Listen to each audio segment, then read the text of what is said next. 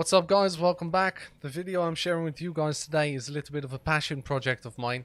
This is a video which contains every single task there is in Tarkov with my guide on how to do it and my strategies that I use myself. I think this is going to be a very good tool for newer players to use when they're new to Tarkov. But I also think that even if you do know how to do most tasks, I think there's loads of value in here for you guys, because I am explaining all the strategies I use.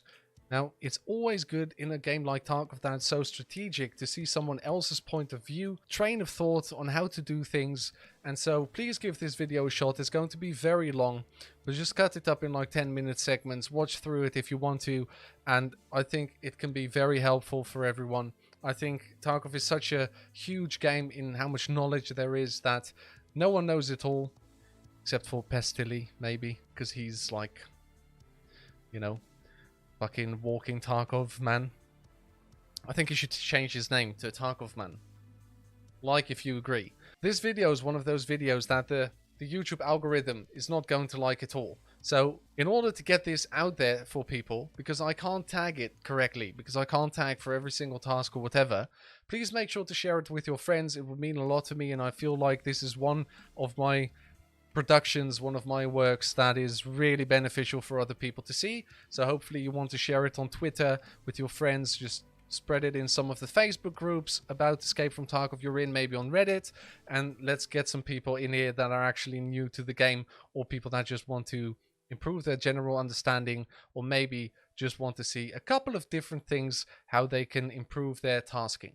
So the structure of this video is going to be very simple. We're going to start with Prapor, then we're going through Therapist, you know, Scare, Peacekeeper, Mechanic, and then Ragman and Jaeger. You know you have no life when you can just list all the traders in the right order. But one thing I do want to make very clear at the start, there is a couple of tasks where I actually cannot tell you what to do, and I will try my best to give you as many tips then, but I can't just go into a raid and show you what to do exactly. For example, when you have to kill 30 people at night, what am I going to tell you?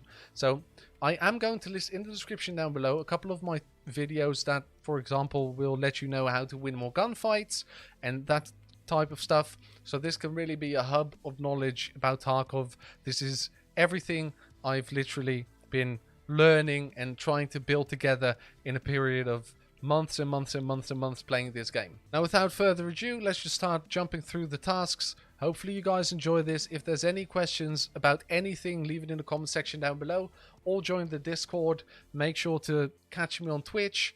Make sure to follow that channel as well. Subscribe to this channel if you do enjoy this video. Thank you guys for watching, and let's cut into the first task, Debut. Now, Debut is the first quest you get, and it's a very simple one.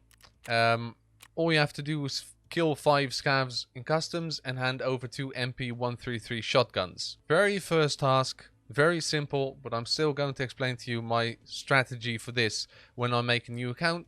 For your reference, I think I've made like 7 new accounts this wipe. So let's take a look how we do that. For this particular quest, I would go into customs and go to this area with only a pistol, which would mean you are tagged and cursed. To show you guys what that actually means, I have gone into a offline raid where I've activated being tagged and cursed.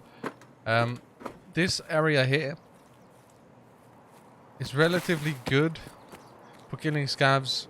Most of the time there is a couple of them here, but especially over to this side, this is where I find most of my success when it comes to killing scavs, when I need to kill scavs really quickly. Not only for this task, but also for the task where you have to kill them with, let's say, an AK. So there should be a couple of scavs right around here, and as you can see, there is one.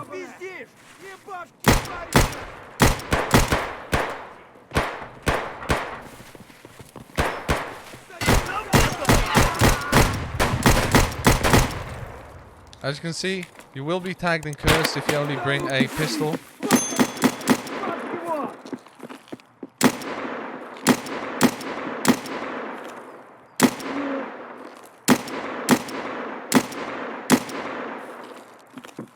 And obviously you won't have this pistol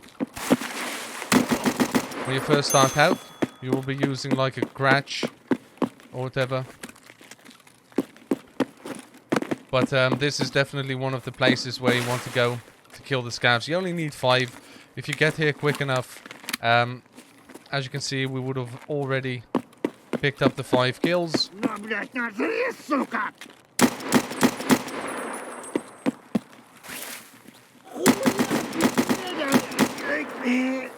Plus, one thing that is very beneficial is that some of these scavs can get the MP133 shotgun on them, which is remarkably handy.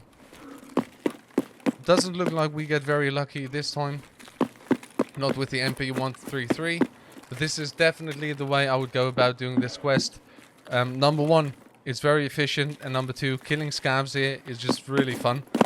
Just keep in mind, you could also try and go after other quests and tasks on customs, like finding salewa kits, which is the first task from Therapist when doing this. You don't actually have to hunt for the scavs, but this way I showed you is a very easy way to get the 5 scav kills in your first raid. The MP133 shotguns you can't get from any traders. The only one you can get is a very kitted out one as a trade for pliers, I'm pretty sure, for a mechanic, which is not worth doing. So you will want to find some scavs to kill with the MP133 shotgun, especially because after the wipe you will need a high level for the flea market, so you won't be able to get that quickly. So for the MP133 shotguns, just kill some scavs in any map you want. You might be able to snag some from a weapons case, but my tactic would be just to get them from a scav. Checking quest. Checking task. I keep calling them quests, don't I? This is one of those tasks that everyone really struggles with, so I'm really happy to be able to share my take on this task. You'll have to find the bronze pocket watch, and you need the key for the tank truck. You need the mechanical key. Problem is, normally you would be able to just get to level 5 and then buy it off the flea market and just get it that way, which made it a whole lot easier. I have a tactic for this now that we can't do that, because you'll need a much higher level for the flea market, and it's the start of the wipe, so people just keep theirs, and then once they're done with it, they will sell it because it is found in raid. But you don't want to wait until you are level 10. Bronze pocket watch. Everything's done on customs. It's one of those quests everyone is going to try and rush. So let's get into customs, and I'll show you guys what I mean by my tactics. So first thing you will have to do is you will have to get into the dorms. And I have a very strict rule with the dorms, especially when everyone's going to be there anyway, which is always, because people always go for the dorms. Number 1, if you are not there first, you have a huge disadvantage, because people just like to sit at the end of the long corridors, and people will just blow you up with an automatic weapon, even at the start of the wipe. If they have an AK-74U and you run in, it's tough. It's really tough to win that fight, especially if you come up against a duo or whatever. You won't have any grenades to flush them out, so they can just hard peek a certain angle, and you're going to have a very bad time getting in. So I've said this before, and I'll say it again. This is a marathon, not a sprint, right? So you don't necessarily have to really rush this quest straight at the start. So if you get a spawn like this, which is terrible for going to dorms because there will already be loads of people there, I really do recommend just running a loot run, going for some other stuff, trying to do your safe customs loot run. I'll link it in the description. It's a video I've made. And go through the stashes and find some other items you will need for task or the hideout. I've told you which spawns I don't think are eligible for a start of the raid dorms run, but which ones I think are actually worth it. There's 2. I'll show them on the map. So you have the one at the power pole, and then you have the one just over the water to that side, as you can see on the map. Those 2 are the closest ones to the 3-story dorms. This one on the side of the water is actually a little bit closer than the one to the power pole for the 3-story dorms. That side has the advantage for the 2-story dorms, but you do want to get into the 3-story dorms. So if you don't get one of these spawns, one thing you could do is just hang around the map, maybe even hide in a bush. Don't feel too good to hide in a bush. until there's like 10 minutes left in the raid. Then come here. The only problem is that at the start of the wipe, everyone's going to try and find this key, and so by the time you get here, it's probably looted. But it's a good idea for future tasks as well, that if it's at the dorms or another place where you have to really watch out for other players, there's nothing wrong with just waiting until the end of the raid and going in then. You can go for like little stash run or whatever, and then at the end of the raid go into that spot, because when there's 10 minutes left, most of the time everyone's going to be gone anyway. So where you want to go is you want to come up here on this side, loot these jackets, but where the 100% spawn of the, I called it mechanical key, but it's machinery key. It's this jacket right here. So as you can see, it's always here. Just loot that, put it in your secure container, and you're ready to go. Now, keep in mind, once someone has done this quest, they will be selling it on the flea market, and if you're not too confident and you don't care too much about the tasks, then I would say there's nothing wrong with just playing the game like you enjoy it, maybe not doing that task for now, and just waiting until you are eligible for the flea market and then grabbing one off there, because in a couple of days after the wipe, I do think they are going to be quite cheap. Now, I might be wrong, and they might be really expensive. It's all dependent on the player behavior, but most of the time, if there's loads of people selling, and there's not too many people trying to buy, which will happen within the first week, is my expectation, then those keys don't go for more than 10k. But we'll see. Now, this little truck here is the truck you will have to open, unlock this, and the pocket watch is going to be right here. Now, keep in mind, this is a very, very, very high population area. That's not how you say it, but you get my meaning. So, again, nothing wrong with just waiting for the end of a raid. Maybe even wait until you get a spawn that's close to here. Now, this is something I do want to say again. Nothing wrong with waiting until the end of a raid. Especially if you're new. Tarkov is a very, very, very scary game when you first start off. Especially if you just spawn and you run into one of these areas where people are going to be fighting or going for tasks. So keep in mind that you do have to get out with the pocket watch. You will be able to see if I go to tasks. Oh no, I've finished the quest and I can't pick it up. But normally, once you've picked it up, you can see the quest items in inventory in raid. Right, so it will be here, the bronze pocket watch, and you actually have to extract the raid in order to complete the task. Ladies and gentlemen, today we are talking about delivery from the past. Very simple task, but a very hard one to do. It's very straightforward. You just have to go into the customs office section, grab a little hard drive or whatever, secure case, whatever it is, and then you have to exit the raid without dying. Then you have to go into factory, plant the item, and also extract without dying. And that's what makes the quest so difficult. So first off, we're going to see about what we need, and what we actually need is a customs office key. Problem is, this is a quest that you only need level 5, so you won't have the flea market available when you get to this task, most likely. And so that's why in previous parts of this series I've shown you a couple of jacket locations, but what I'm going to do here is link my customs jacket guide in the description, because that is the easiest way for you guys to get the customs office key. It also spawns in drawers, which is those cabinets. I've showed you a couple of those on customs as well already in this series, so I'm not going to do that again. For this guide, we are going to assume that you do have the customs office key, and if you don't, in the description you will find my jacket run for customs. Do that until you have it, and then continue this video. Here we are at the big red warehouse in customs. This is where you need to go. The key you will need is the customs key, customs office key. If you look at the tooltip, it just says customs key. This is it. Key to the customs office building.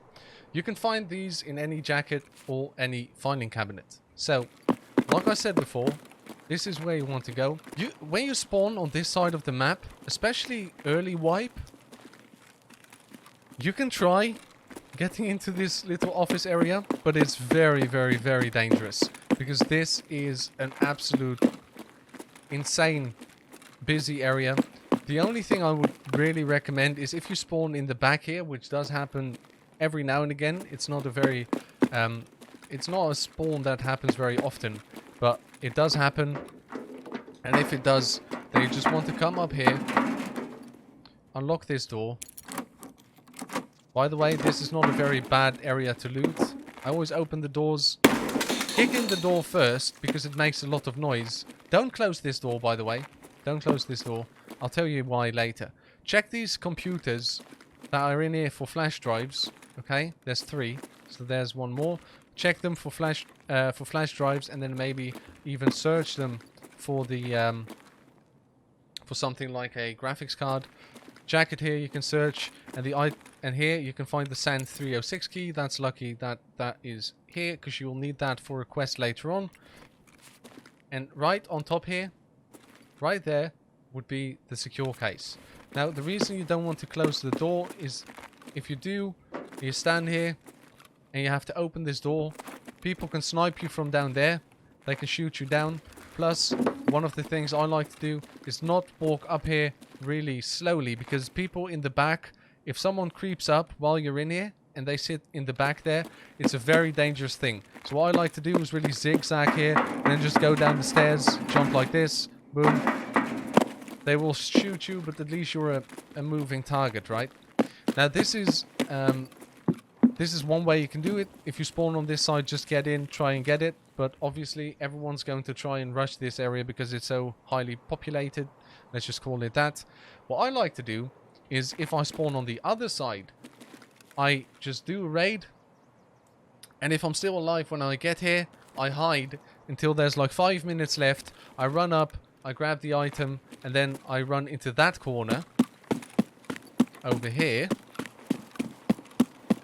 Run through these little gates, down the street, into the corner there, the trailer park, and I extract there. In my experience, I can say that that's the way that gets you killed the least amount of times. And that's one of the things that you have to keep in mind. So you might just want to grab the item at the end of the raid and then just get to the extraction. Now, the second part of this task is more annoying than the first, if you can believe it, because the first part is already really annoying. But at the start of the wipe, where we have to go in factory, everyone's trying to do that in factory, plus everyone knows everyone's trying to do that in factory. So if they're not doing it, then they will still go into factory and they will still hunt you down when you're trying to do it. It will make more sense when I actually show you. So what we're going to do is we are going to go into an offline mode raid in factory, and I'll show you where to go and the way I try and go about this. But the problem is, there isn't a very good way to hide in factory because it's such a small map. And to show you my way of doing this, if you are lucky enough, we are going to need a factory key. But like I said, you will have to be lucky enough to find this factory key at this point. I just bought one. I don't really care. That only has 26 users left. So we're just going to go into offline factory, and the reason I'm bringing a factory key is because the factory key gives you very good opportunities to hide somewhere, especially early wipe, where people don't expect you to be. Because there is some areas in the tunnels where you can sit down and just hope no one's going to find you. But the fact is, they probably will. They probably will find you. And in factory, with this task being so early on, people are always trying to check the place where you have to plant this item, where you have to just sit still for 30 seconds. And that's very dangerous. So this is the best spawn you can actually get for this task. But you have to go up the stairs here. Walking is hard in Tarkov, apparently. You have to lay down here and then hold E or whatever, or F, whichever key it is, for 30 seconds, and everyone in the map is just going to be like, oh, I'm coming down here. Hey, let's just see if someone's trying to plant. Oh yeah, they are. There we go. You're dead. You know, and then Actually, you have to go back into customs, grab the item again, make it out again, and try to plant it again. So what people like to do for this is go into a night raid and then try to find that in a night raid and do it that way.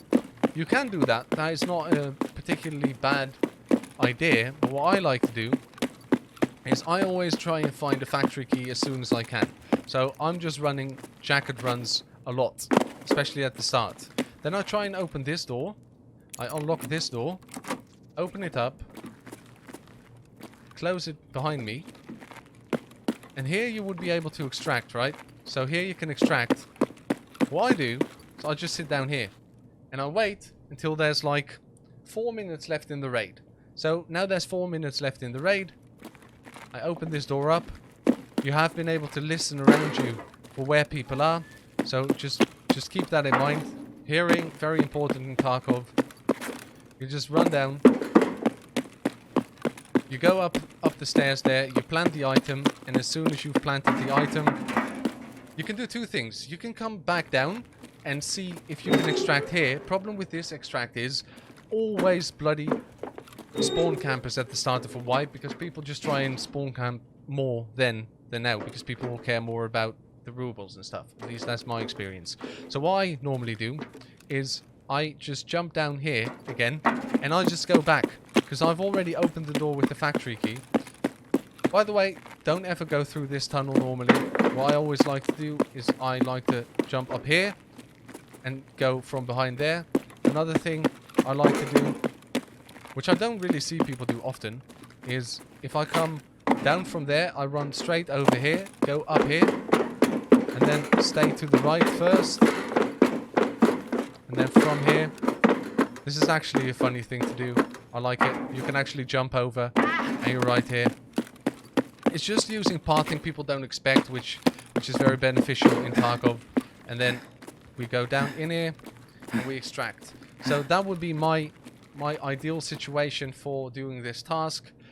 But you could also do it in a night raid, sit in the tunnels, wait for the end of the task, for the end of the raid if you don't necessarily find a factory key. But you could also do it in the daytime. But this is one of those tasks that is just really annoying, and this is probably the only task I try and cheese by waiting until the end of the raid. Ladies and gentlemen, next quest up in this series is Bad Rep Evidence, and this is a slightly more difficult quest at the start of a wipe, and then at the end of the wipe, or as soon as you have access to the flea market, it's really easy. So first off, we're going to assume that at the start of the wipe you don't have access to the flea market, and even if you do, there's none of these keys you need anywhere to be found on the flea market. So in factory, you want to come into the 3-story bit down here. Like I said, you do need the factory key for this way of doing it to work. But you want to, like this one you can breach, but this one's locked. You can unlock this with the factory key. And under this jacket on the floor, you can actually find the key you're looking for. And then there's also a couple of things like a D battery here, which you can search. Just a little bit of a loot room here. Nothing special.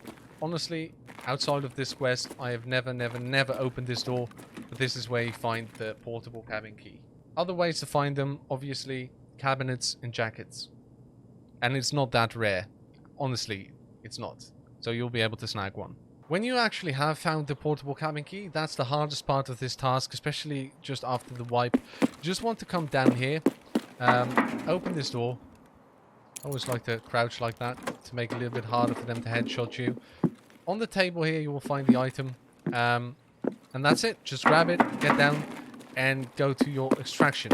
Now, I will tell you... Let me get up here. I will tell you, this is smack in the middle of the customs map. So I feel like if you get a spawn somewhere on the edge of either boiler side or custom side, it is fair to say that if you just sprint straight over here, you are going to be able to get here first, without having to worry about anyone on your side of the map. right? So if you spawn on custom side down there, you just instantly sprint down here. You don't really have to worry about anyone on that side of the map anymore because you're in front of them. All you have to worry about then is everyone on boiler side. And in my experience, this is not one of those tasks that is very hard to do, because if you get here and you get the item, there's a couple of things you can do, couple of path things you can take towards the other side of the map, but customs for me never is a map that's very hard to navigate. If I don't want to run into anyone, most of the time I'm able to do so. So what I would do if I did spawn on custom side, I would go down here, just jump over. There's a couple of path things. You could go straight under there, past the gas station, and then jump over the wall like we did a couple episodes before this. But what I would probably do is just make my way over through the woods here, and then because people will be running tasks anyway, what you really want to do when trying to get out of the raid is just not be in any place where loads of these tasks are being done. So what I would do is I would come through here, and this is the only place that is really tricky then. Just go down here and instantly get back behind this little hill, and then you want to push up the mountain like this. Just get to the trees, so you have some cover from the trees, so you're not instantly visible for anyone that's like over there on the rocks trying to snipe. And then you just want to run straight up to the fence, all the way on the edge of the map, right here. Obviously, you still want to be careful, but now what you want to do is just follow the edge of the map all the way around until you get to the extraction on the boiler side. And the same goes for the other way around. If you did spawn on the boiler side, what you really want to do is just stay towards the edge of the map, through construction, all the way through the edge of the map, and then go into the trailer park extraction. So I hope this was helpful for you guys. This is one of those tasks that is a little bit easier. The only really hard thing you have to do is find the key you need. So new haircut, new recording day. We're starting off with Postman Pat. Very simple task. All I can say about this one, this is a very simple task. All you really want to do for this particular one is just go into factory and just run over here. I'll have a map up for you guys so you can see. But also, if you just want to see where it is, that is the 3-story thing over there. You want to come down under here and straight in his neck. You can't see it right now because I finished it, but over there is a little postcard, I guess, and you want to grab that, and then you want to extract out of factory using any particular, no particular, I should say, extract. I always like to use this one when I do that task if I do have the factory key, just because it's very easy to get to and you have a nice cover behind those boxes. And that's it for Postman Pat. Next task is Shaken Up Teller. This task is quite difficult just because you have to go into the dorms.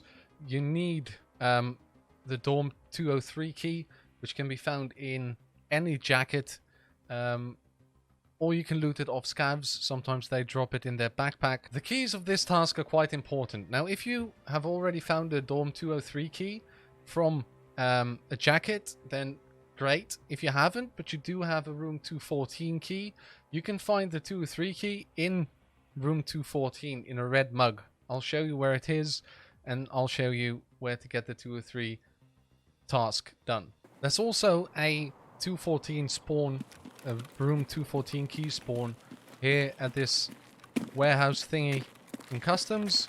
It's between those pallets, but it doesn't always spawn, but you might want to check it while you're here.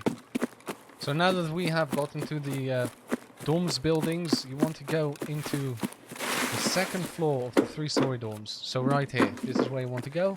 And you want to locate room 214. So on the second floor of the 3-story dorms, you want to go all the way to the end unlock this door. This is the 214. As you can see, the 4 is a little bit destroyed. Inside this red mug, you will be able to find the 213 key. Not a 100% spawn chance, I'm pretty sure. But that's one opportunity of getting that key. Now for the 203 room itself, that's all the way over here. Unlock this door. And the item you're looking for is right under the bed. There's like a very big briefcase. Also a duffel bag for those of you interested in that.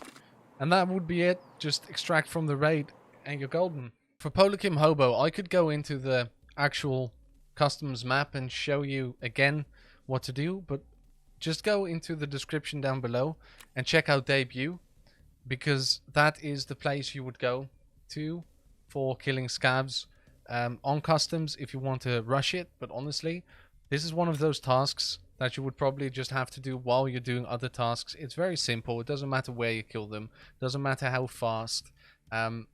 Don't worry too much about this task. Just get other tasks done while you're doing this one. Now, Big Customer is one of those tasks that you can either complete this with Prapor, or with Therapist, or with Scare. And because of that, I have failed it. We will get back to this one later on when we get the Scares task. For BP Depot, you have to mark 4 trucks on customs with these markers. You get these markers from Prapor, so don't worry about that. They will be in your messenger. I highly recommend putting at least one of these beacons into your secure container at all times when you're playing customs, if you don't want to rush this task. If you do, I'm going to show you all the little spots where these trucks are found, and then we are going to take a look at some of the tactics I like to use. For this task, it's very important to realize that once you have planted one of these beacons, you will never have to do it again. So even if you die, that doesn't matter at all. Once it's planted and you have protected the beacon for 30 seconds, which is basically not dying within 30 seconds after placing the beacon, then you're good and you don't have to do it again. So one of the tactics I like to use here, like I said before, is always keep at least one beacon in your secure container when running customs if you're on this task. Don't worry too much about rushing this one, but I do understand if you want to get all of them done in one task, maybe combine it with a couple different tasks. What you would want to do, this is the first one at the old gas station. Just come up to it, press F 2 times and it plants the beacon. You'll see a little green thingy pop up. After that, I mostly just sit here for like 30 seconds, wait for it to tick down, and then I'll continue to the next one. So I have a map up right now with this one, and then we're going to do some quick cuts to where the other beacons have to be planted. The second truck is here at the new gas station. Tip for this one, there is a very easy way for you to get this one done, which is if you spawn all the way down there at the end of the mountain. I'll show a map with that spawn, which one I'm talking about. You can just instantly sprint down and you'll be here first. Just watch out for scavs and Reshala, obviously. Plant it, and then you never have to worry about it again. Third truck is right here in the construction site. Don't worry too much about this one. It's pretty easy because every time you play customs, you basically have to go through here. Or at least that's always my recommendation, going through here instead of going all the way around the dorms. Because I feel like lately, people don't really go here at all. And if they do, they stick to this side. So if you stick to that side of this construction area, and you don't sprint, but you just walk, you can hear them, you can see them. Just kill some players while you're at it, while doing this task. It's going to be great. Here we have the last truck. This is definitely the easiest one to find, easiest one to get. If you spawn there in the corner at the trailer park, just instantly run over, plant it. Just be careful because there is a spawn somewhere over there, and sometimes people like to run over here to climb up on here. And for those of you who don't know, you can just jump up on these containers, and then you can get on. If you're not an idiot like me, you can get on here like that, and you can basically zigzag all over this entire rooftops of these container buildings. So that's it for this task. Again, if you plant one, you never have to plant it again, and so not a hard task. The only way it can be hard is if you actually want to do all of them in the same raid, then it can be a little bit tricky. You do have to survive a customs raid after you've planted all these beacons. in order to hunt in the task. The Punisher task is one of those tasks that doesn't seem very hard, but if you don't know the right path to take in Shoreline, then it can be rather difficult. So I'm going to take you through my path in Shoreline. It's basically just one straight line down the map from north to south, and you can do it like from up, down, down, up, start halfway. So let me just show you that real quick. We're now at the southernmost point of this run that I use to kill the scavs. When you get here, there can be scavs on the beach there, at this little gas station, but also down the pier that way. But keep in mind, this is the only way of entering that area, and people know that. And so it's a very, very tricky place to go in, because sometimes people just see you go in from anywhere on the mountains or up there, down there, up on that hill, and then they just camp you when you try to get out. So keep that in mind. That's a very dangerous place to be. Now from here, you want to kill all the scavs down here, obviously, if you're on a task like that, with an AK, AKM, which is like the AKM, AKMNS, AKMN, all those, you know, every single weapon that has AKM in it, basically. You guys are not dumb, you know, you already know. But you want to come up here. So I'm going to call this running north because of the way the map is fitted on all the maps in Tarkov on Shoreline, but it's not really north, which is something I'll do for every single task. If I say north and you look up a map, it's just up. Up is north, because otherwise every map is like twisted and turned and it doesn't make sense anymore. So up here is the little power plant. You should be able to jump up here. Yep. And the power plant has a sniper scav on the top there. And there's a couple of scavs that spawn around here. Now, most of the time you get like 2 to 4 scavs at this place. At the beach down south, you get around 2, 3 or 4 as well. And then you want to come up north west a little bit further, and we are making our way to the bus terminal. Now the bus terminal is very, very close to the resort, so it's kind of a dangerous place, but I never really find it too difficult. Keep in mind, these are not all the places where you can find scavs. The little town over that way, over to the west of the map, is very good as well. Now down here, you can find the scavs like to the back here. And by the way, before I forget, there is a stash here. I had to look for it a little bit. So that's something you might want to loot too. And then in here you can find the scav as well, so always check the inside. By the way, water filters spawn here. Car batteries spawn here, motors spawn here, so this is a good place to look for stuff for other tasks as well. And then out here there's probably 1 or 2 more scavs, so keep that in mind. So that's the run I always do, and then depending on my spawn and extraction, I either go for the town that's all the way up west, which sometimes has some scavs, but I've not been very lucky with that. So if I have the tunnel extract, most of the time what I really do is just go straight for the extraction, try not to lose my stuff if I'm just rushing a task like this. Other way, there is some scavs just scattered throughout the woods, but very unreliable. So this is the little run I always do for my scav kills. Punisher Part 2, what you really want to do is just go back to Punisher Part 1 in this video and just look at what the pathing was to kill the scavs. Do the same thing, but now use a suppressed weapon. And then for the lower half masks, really easy. Just make sure to grab some of these half masks from scavs beforehand, because you do have to find them in the raid, but you'll easily be able to grab 10 of them off scavs before you even get to this task, and then all you have to do is kill the 12 scavs. So for the 12 scavs, just go back to Punisher Part 1 in this video and the timestamps down below and figure that out. Punisher Part 3, I could go back into customs, but I'd highly recommend just grabbing an AKS, then checking out my video for debut, which will be linked in the description down below, or in this video itself. and just go over to that area of customs if you do want to rush it. This is a very simple task, and I've already explained in debut where I like to hunt my scavs in customs. What I do want to show you guys is what I would use for this. I would probably be at Prapor level 2 at this point. I would buy an AKS 74 UN.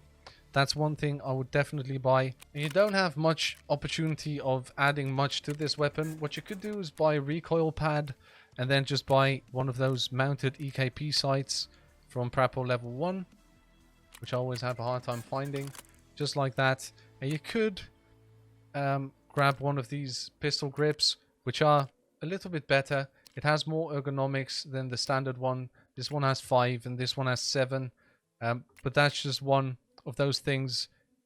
If you feel like doing that, do it, but definitely this would be the way to go in my opinion. For the no offense task, you need 10 M67 grenades, which are quite difficult to get. The easiest way I can think of is grabbing every single Zippo lighter you can find, because as you can see here, Peacekeeper has a trade for it. 2 Zippo lighters for 1 M67 grenade. And 20 Zippo lighters is not that hard to find. They are very common in especially the cabinets, those filing cabinets, and duffel bags you can find them in as well.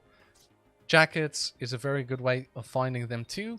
If you did complete Spa Tour Part 2 at this point, then you will be able to just buy them for $97, I'm pretty sure, from Peacekeeper as well, but then you need Peacekeeper level 2, so keep that in mind.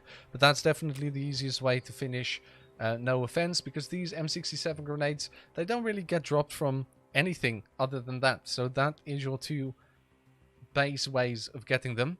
Keep in mind, after this wipe, you won't be able to buy any of these M67 grenades that have been bought from Peacekeeper, so waiting for someone else to complete the Spa Tour Part 2 and then just buying them off the flea market is not going to work.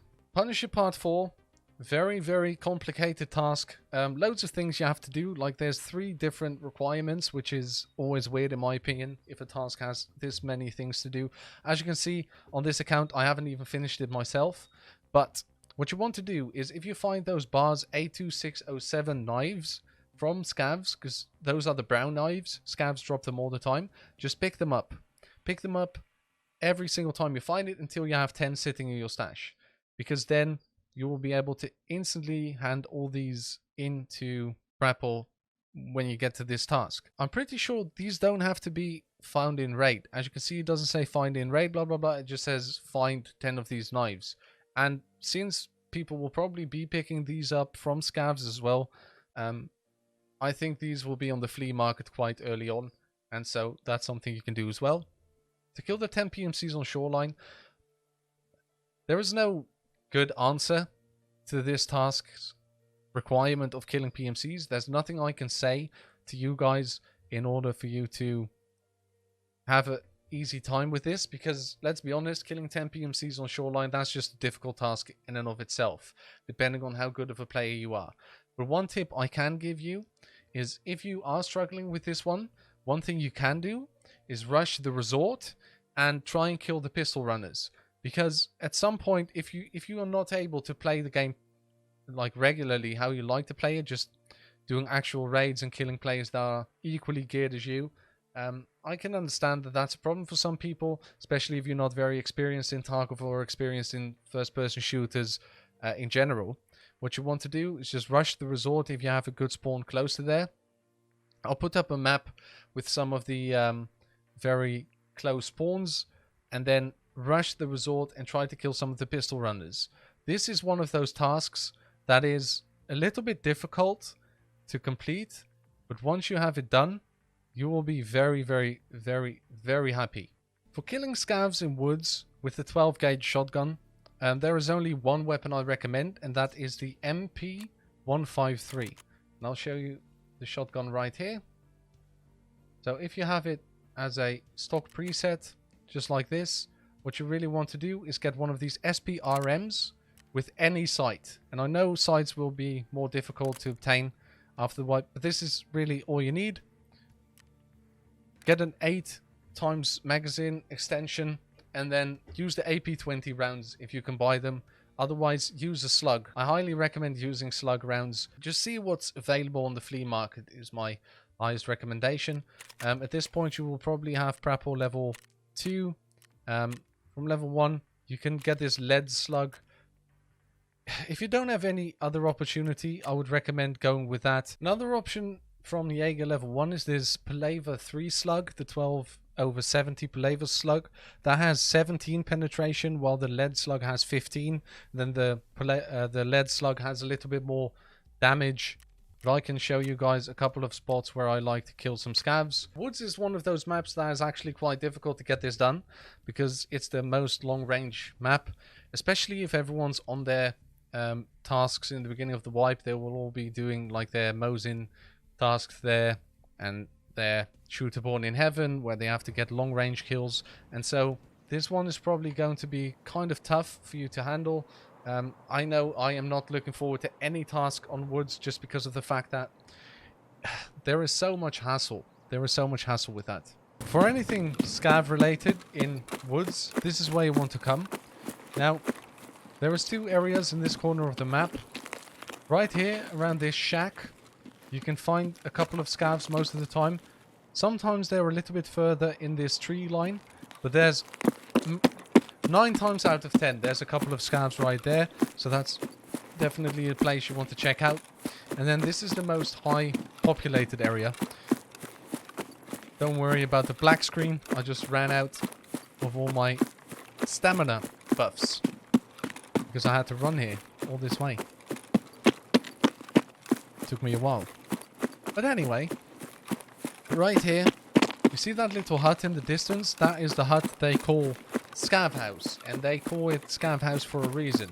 In this tree line, and all the way to that Scav House, and all the way to the left there, in that tree line, there's always loads of scavs if they haven't been killed already. Like on the road here, standing by this truck, by those rocks over there, on those rocks over there. You can always find some scavs here. Maybe someone else has found them before you. That can always happen. But if I have a task on Woods that makes me kill any scavs, then I always come here. I always try and stick to that wall straight over there, and just so that you're not out in the open, because people like to snipe here as well. But with slug rounds and that MP153 shotgun, you're actually able to shoot scavs from pretty far away. But just keep in mind that slugs have a very, very quick drop off. So if I wanted to shoot, for example, a scav over there, I would really have to aim high. So that's a little tip I can give you guys. Also, scavs keep spawning on maps. So it's okay for this task as well to just wait for people that are actually doing some pickup tasks, or tasks where they have to hand in, plant some stuff somewhere in the bunkers or whatever. Then you can wait for maybe 10 to 15 minutes before you start hunting for scavs. That way, most of the time, there's loads that have spawned in, either in here or anywhere else on the map. But this is definitely the place that has the most scavs for the least amount of worries, because you could go to the center of the map at like the sawmill, but the problem there is that Sturmen, the scav bots, can spawn there, and everyone is focused on that area. It's surrounded by hills where people can just sit and snipe, and it's just not some place I like to go. Punisher Part 5 is probably the hardest task in the Punisher series, just because you have to kill 25 PMCs with the Packer Vest and the 6B47 armor.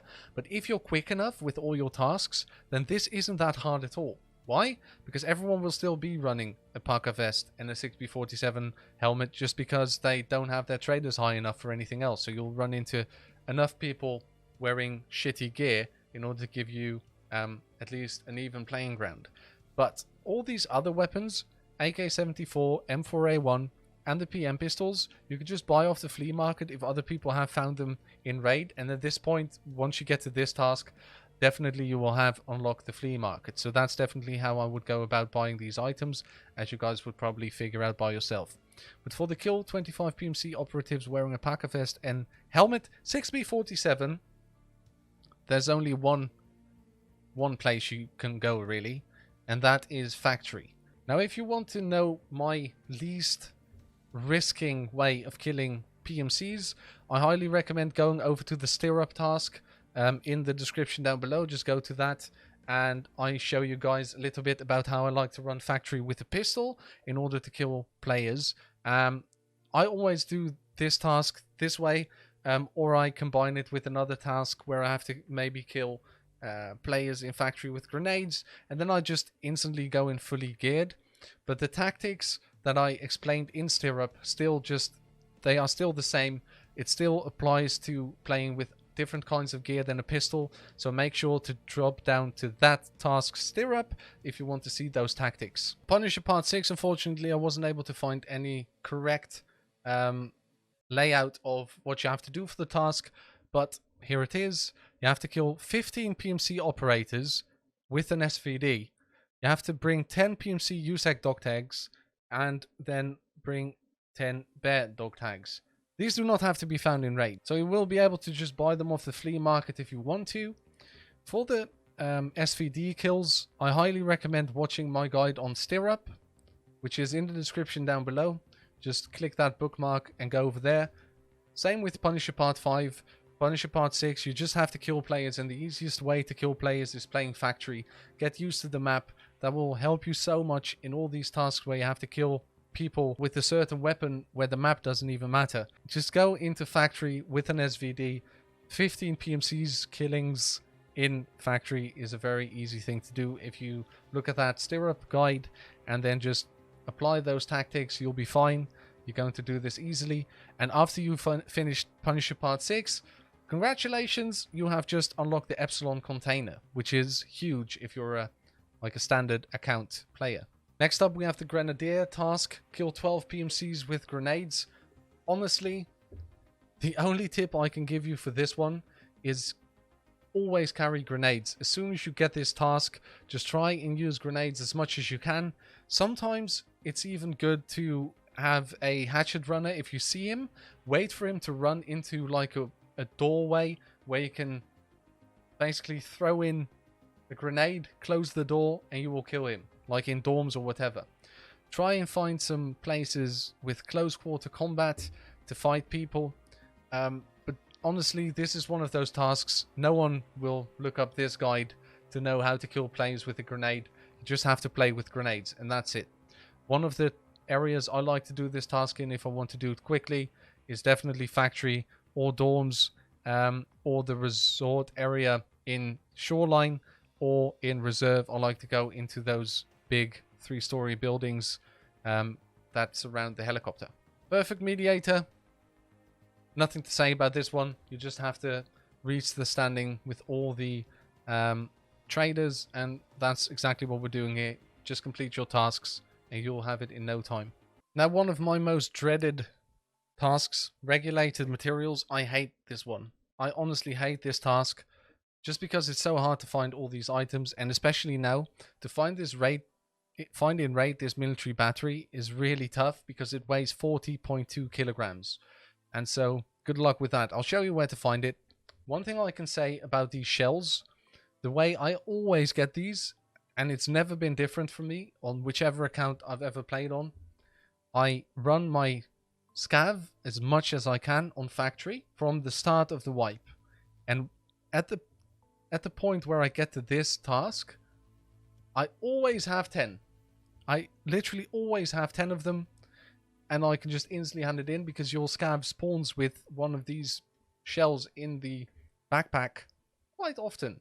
Like if you do 100 scav runs, let's say, I think most of the time you will have this. But I'll show you some of the spawns as well in reserve. So a small tip I can give you if you do want to go out looking for these tank shells in reserve itself, and you don't want to do the scav method, which is much easier if you ask me. If you always run your scav on factory, you will definitely be able to grab at least a couple. But other than that, you really want to come into all of these bunkers and just check them completely. Like check on these little thingies, check these shelves, check in the back, check on all the pallets, because that's where you will be able to find some of them. Like down here, there's now some tubing, but you can also find the tank shells over in these spots. So I'll just show you where I have been getting lucky, And that's anywhere around like these kind of tanks. Like right down here, there's a spawn for these tank shells. Also, the tank batteries do spawn around these tanks. So you always want to keep an eye out. I can only show you guys in the right direction, but one place I do know where the tank battery spawns is right here. So the tank shells and the battery both spawn in the same place, just left of this toolbox. One of the little paths I like to take when I'm doing this task is just going over here, and then I check on this tank, check on these boxes to find any of the shells, and you want to keep exactly to the wall of the map here, which is actually quite a safe area to run. Like you want to stay on the left, and at this tank you can find more of these shells. So you just want to, especially straight in front of it here, 100% a spawn there. And then you want to continue running alongside the wall. And this is where I'm always most lucky with these items. If I do want to find them, which is never, because I always get them from the scav runs I do. Inside these boxes you always want to check. As you can see, there's quite a few of them. Just check them. People have said that they have seen them spawn in there before. On this, right to the back here on this, and close to this tank as well, in front of it, on the floor. Keep in mind, in offline mode, the spawn rates are much lower than they are in a regular raid, so we haven't found one, but that doesn't mean you won't. Now, right here is another spawn for the big battery, right on this pallet, and then there's also a spawn for the tank shells down here. So I do realize I haven't put in any of the keys for these tasks, because there is a couple of spots in some rooms that require keys where these items can spawn, but I feel like if you do run this little run down here and you do your scav runs, then you don't really need it. The only place I would go, we're going to teleport there now, is to the basement of the train station in order to find that really big tank battery. Once you get down in the train station, what you really want to do to find these batteries is just check every single of these little shelvings down here, in the middle, everywhere. Everywhere where there's an open spot, there's actually a chance of one of those big tank batteries spawning. And this is actually where I found my tank battery, the huge one, on this account. It is a little bit tricky to find, but once you do, you'll be happy. Good luck hauling out 42 kilograms of battery. Very nice. For Shootout Picnic, you really just want to go into the description down below, find Punisher Part 4. That's where I 100% explain to you guys how to neutralize scavs on woods, what my go-to opportunities are in the map. So, like I said before in the video, when I have already explained something for a certain task, I'm just going to tell you where to go in the video in order to be able to find the information you're looking for. So for this one, just skip down to Punisher Part 4 or continue watching. The video will get there soon enough. Okay, so the next task up is ice cream cones. You have to find 6 of these 60 round mags for the AK. There's one very easy way to get this. I highly recommend doing it this way. It's going to Prapor level 2, and he actually sells them for a trade for 2 hard drives. And these hard drives are so easy to find because almost every PC just holds a hard drive. So if you have trouble with finishing this task, definitely give this a shot. Other than that, there is a couple of ways to get them. You can also find them in wooden crates, weapon boxes, the 4x4 ones, the 5x5 ones, the 5x2 ones, the 6x3 ones, which are all the sizes. Sorry, English, really hard for me. And then that's basically the way you want to go about this. There is no easy, surefire way of finding these except for just trying to gather as much HDD drives as you possibly can. You will need 12 of them, so honestly, I do feel like it's very, very, very, very, very much worth it to just pick up every single hard drive. Plus, you need 2 more of these for Gunsmith Part 2, and Gunsmith Part 10, if I'm correct. But you'll see that later on in the video. But I'm definitely sure you need 2 more. So in total you need 8. So make sure to gather 16 of these HDD drives. So now we have gotten to one of the hardest quests in the game, in my opinion, after the wipe, which is Test Drive Part 1. The problem with this task is that you need one of those Reap IR thermal scopes, an M1A, and a certain type of silencer. The silencer is not too hard to get. As you can see, you can buy the silencer from Mechanic, which isn't that terrible, because you just need the RAM and the T-plug shapes. T-plug shapes, right? T-shaped plugs. If you know this, which is why I recommend everyone watch this complete video before they start the wipe, if I get it done in time, then you'll be able to get at least a couple of these. So the problem lies with this Trigicon Reap IR thermal rifle scope. Problem is, in order to get it, the only real viable ways to get it yourself would be to run it in reserve, try and find it in reserve where it drops, or doing the trades. So one thing I do recommend everyone do, straight from the start of the wipe, do not sell any of your USEC dog tags. Just keep them. Because Jaeger level 4, of course it's difficult to get him to level 4, but trust me, it's going to be worth it. I really think that these Reap IRs are going to be worth at least 1 million rubles.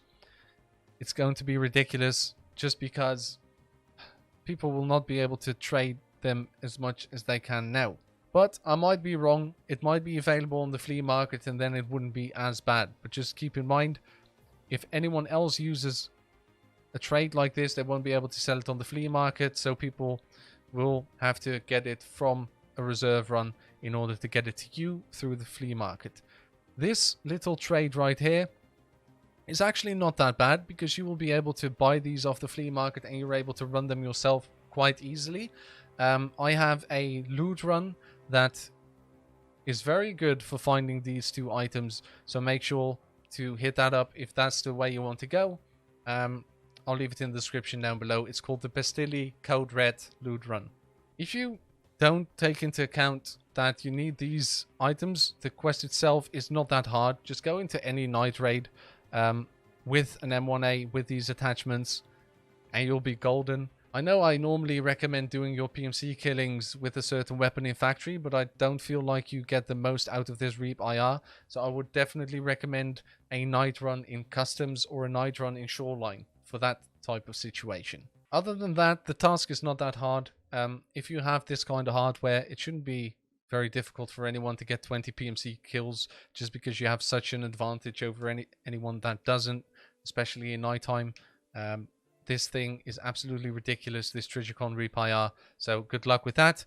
I think you guys will find that this task isn't hard because of the 20 kills, it's hard because you'll have to get these type of attachments for the weapon. I hope I'm wrong and that these items are actually available on the flea market for a decent price, but we'll have to see about that. The last task for Prapor is Insomnia, which is not a hard task at all. Just grab yourself any type of night vision, go into customs, or whichever map. I prefer customs or factory, and kill people. You just have to kill people between 23 and 4 AM. When you are on this task and it's anywhere close to 2300, just make sure to get into a raid with some type of night vision you can buy off one of the traders, and just get into it and try and get these kills as soon as you can.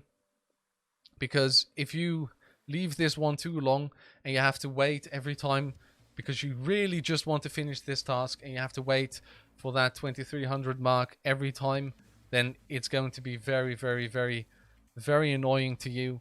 Make sure to just go into factory or customs or whichever map you feel comfortable with at night and get those PMC kills. Not much else for me to say here. But that concludes all the tasks you have to do for Prapor. Let's jump into all the tasks that are available through Therapist next. Ladies and gentlemen, Sanitary Standards Part 1. If you guys have seen my Twitch stream in the last couple months, you know this task is my bloody nemesis. This is terrible. I hate this task because I was not able to find a gas analyzer for the life of me.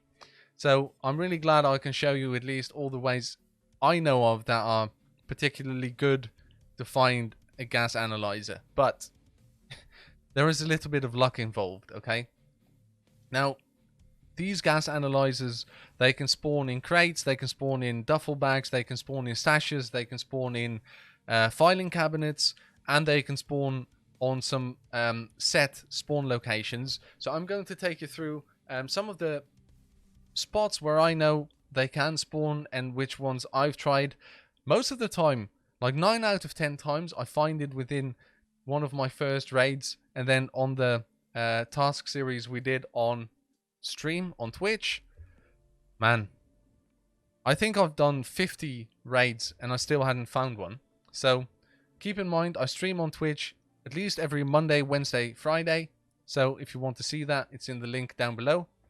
And then I'll just start with customs, because I feel like once you get to this task, you are still very busy in customs with all the other tasks. So showing you where to find the items there is very good. Then we're going to jump into factory. And the last map I'm going to show you is interchange.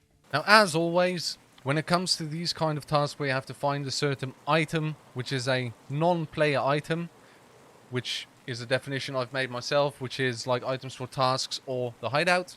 No weapons, no armor, whatever. Doing my safe customs loot run is one thing I do recommend, because that's your best bet for finding most items you need for tasks. But there is a couple of places on customs here which really make it easier for you guys. It really helps you guys with finding a specific item. And one of the things I really want to show you is the filing cabinets on customs, because you will be in customs anyway, and there's a couple of filing cabinets that aren't very hard to come by, and they do... Filing cabinets are a decent spot for finding both keys, and keys will be very important at the start of the wipe, and also the gas analyzer itself. So in this little blue shack right here, you have this little filing cabinet, 2 jackets, like a weapons crate, and a duffel bag. Duffel bag and these all have a chance of holding the gas analyzer, so this is not a very bad spot to come to. So we're here at the 3-story dorms, but we do not want to go into the 3-story dorms this time, because for this specific task, I always like to go into the 2-story dorms, then just run upstairs, go to the left, open this door. Right here, 2 sets of filing cabinets. You can search for the gas analyzer. And then to the right here, you can jump over that and it does the least amount of damage. There's another one. Now, I can hear you guys think, hey Eddie, every single one of these task series videos, you basically go to the same spots.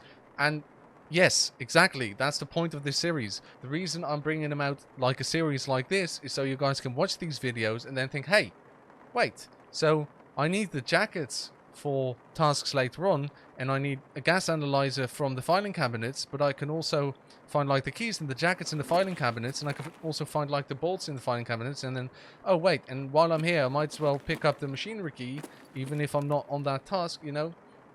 It all intertwines, and the more you can see where you have to go for certain quests and how close together all these things are, the better you can plan and strategize about how you want to go about things. My way of doing these tasks might not be the best way for you, for your playstyle. I like to play very aggressively. I like to just run at people. I don't mind if I die, you know, and some people are different because everyone plays Tarkov differently, but that's just a little side note. So in factory, you have this pumping station, right? And to enter, you need this door key. But as we know, at the start of the wipe, you will not be able to buy this off the flea market because you're not high enough level. Now, on this bench here, in the locker room, right here, is where this key can spawn. So you might get lucky, find it there if you search for it. But this is, especially at the beginning of the wipe, this is a very tough way of getting a gas analyzer, but it does work pretty well. Of course, I break both my legs. Let's not worry about that, because we have Vaseline, you know? Pro plays, Eddie. Very nice. But right in front here... Oh no, we're going to get hurt every time we run. Anyway, so with this door key, you can unlock this door right here. And on the table, straight in front, right here, can spawn a gas analyzer. To be honest with you guys, I have never found it. I'm pretty sure it could spawn here too. Relay and DVD. That can be a gas analyzer as well. But I've never found it here myself, but I've heard many people coming into my stream when I was doing the this challenge with the tasks on my stream. They would just say, just go into factory. That's a very easy way of finding one. I always find mine right in this building right here. But like I said, you do need this door key. It says old key, apparently even Soviet made, labeled pumping station. But that's the one you need. Just search the flea market for door key or look on the bench in the locker room right here in factory. Now I can imagine you guys saying, Eddy, listen, your customs run, it's all fine and dandy, but I just really want to find a gas analyzer and I don't care about anything else. Then I'd say probably your best bet of finding a gas analyzer is Ollie, where we are right now on the interchange map. I'll put up a little map, and on these shelves, on all these shelves, right here, you have a chance of finding a gas analyzer. Now I do recommend maybe bringing something like a flashlight, because some parts of this map are very dark. As you can see, it's hard to make out anything. But on these shelves, just check them. There is loads of items that can spawn here, and one of which are gas analyzers. So on these green shelves as well, like even the small spots down the bottom there, keep in mind offline mode always has less items spawn. On these shelves here, right here, on these, right here on these, all chances of gas analyzer spawning. The ones in the dark here. There's some more down this way, down this way. I have to say I have had raids where I found 3 or 4 gas analyzers on these shelves in one go. Plus motor, you need that for a quest as well. There's loads of items that spawn. Oh Jesus, that scared the shit out of me. I did not mean to press that button. But as you can see, there's loads of items that can spawn here on all these shelves. All your hideout items, your bolts, your screws, your hoses, your tubes, your... What is this? Your kek. Nice. Kek. Right? And as you can see, it does get very dark, so bring a flashlight. Because right here, I wouldn't be able to see anything. Also, all the way back here, all the way through the back of every single part of interchange, there is these little warehouse bits like here, where you can find more of these tubings, propane tanks, car batteries on these shelves. Especially these shelves hold propane and motors and whatever propane. Toolboxes also have a chance of finding a gas analyzer, so if you just want to farm for that, then interchange is probably your best bet, and I would recommend Ollie for that. So I do hope this is helpful for you guys. This is one of those tasks that is just a pain in the butt sometimes, especially because you need 1 found in raid and then you need 4 more for a quest later on, 4 more gas analyzers. Problem with that is that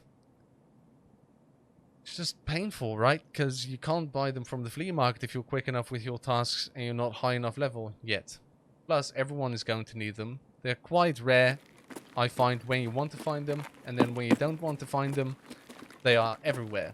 Ladies and gentlemen, we are taking a look at shortage today. The shortage task by Therapist. This is a bit of a weird one, because if I had to tell you where to find salewa kits more quickly than I'm going to show you now, it would be probably in reserve, but you would need a key or labs with a key or key card. Who's going to do labs anyway when the wipe hits? If you don't have those raid, those little passes thingies. What's this? What did I? Okay, never mind. Continue. So, salewa kits. It's your first task together with debut, which means you will be in customs anyway, trying to kill the scavs and find the MP133 shotguns. Right? So I should set up my camera that you can see my hands when I'm conversing.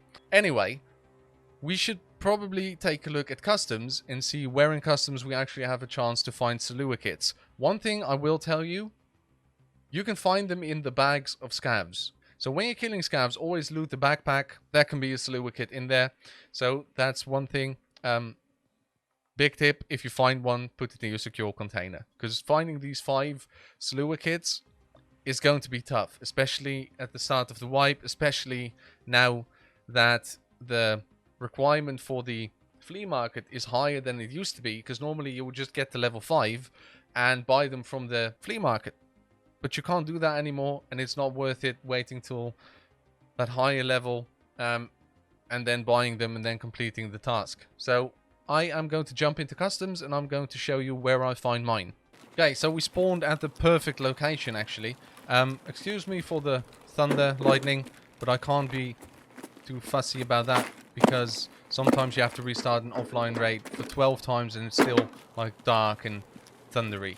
So in this video I'm going to show you the 4 places where I actually find the salewa kits in med bags and stuff like that, but there's also a chance of finding them in the stashes. And if you don't know where to find those, I'll link in the description my updated custom stash loot run, save loot run guide. So in the description, find that, because that's probably your best bet together with these. So right here, there is a med bag. There's actually quite a good chance of finding salewa kits in these. Plus, also morphine can spawn in them. And morphine is something you'll need for a task later on. You have to find 4 in raid. And from there, I would definitely not shy away from running towards this little building here, because salewa kits can also spawn in duffel bags.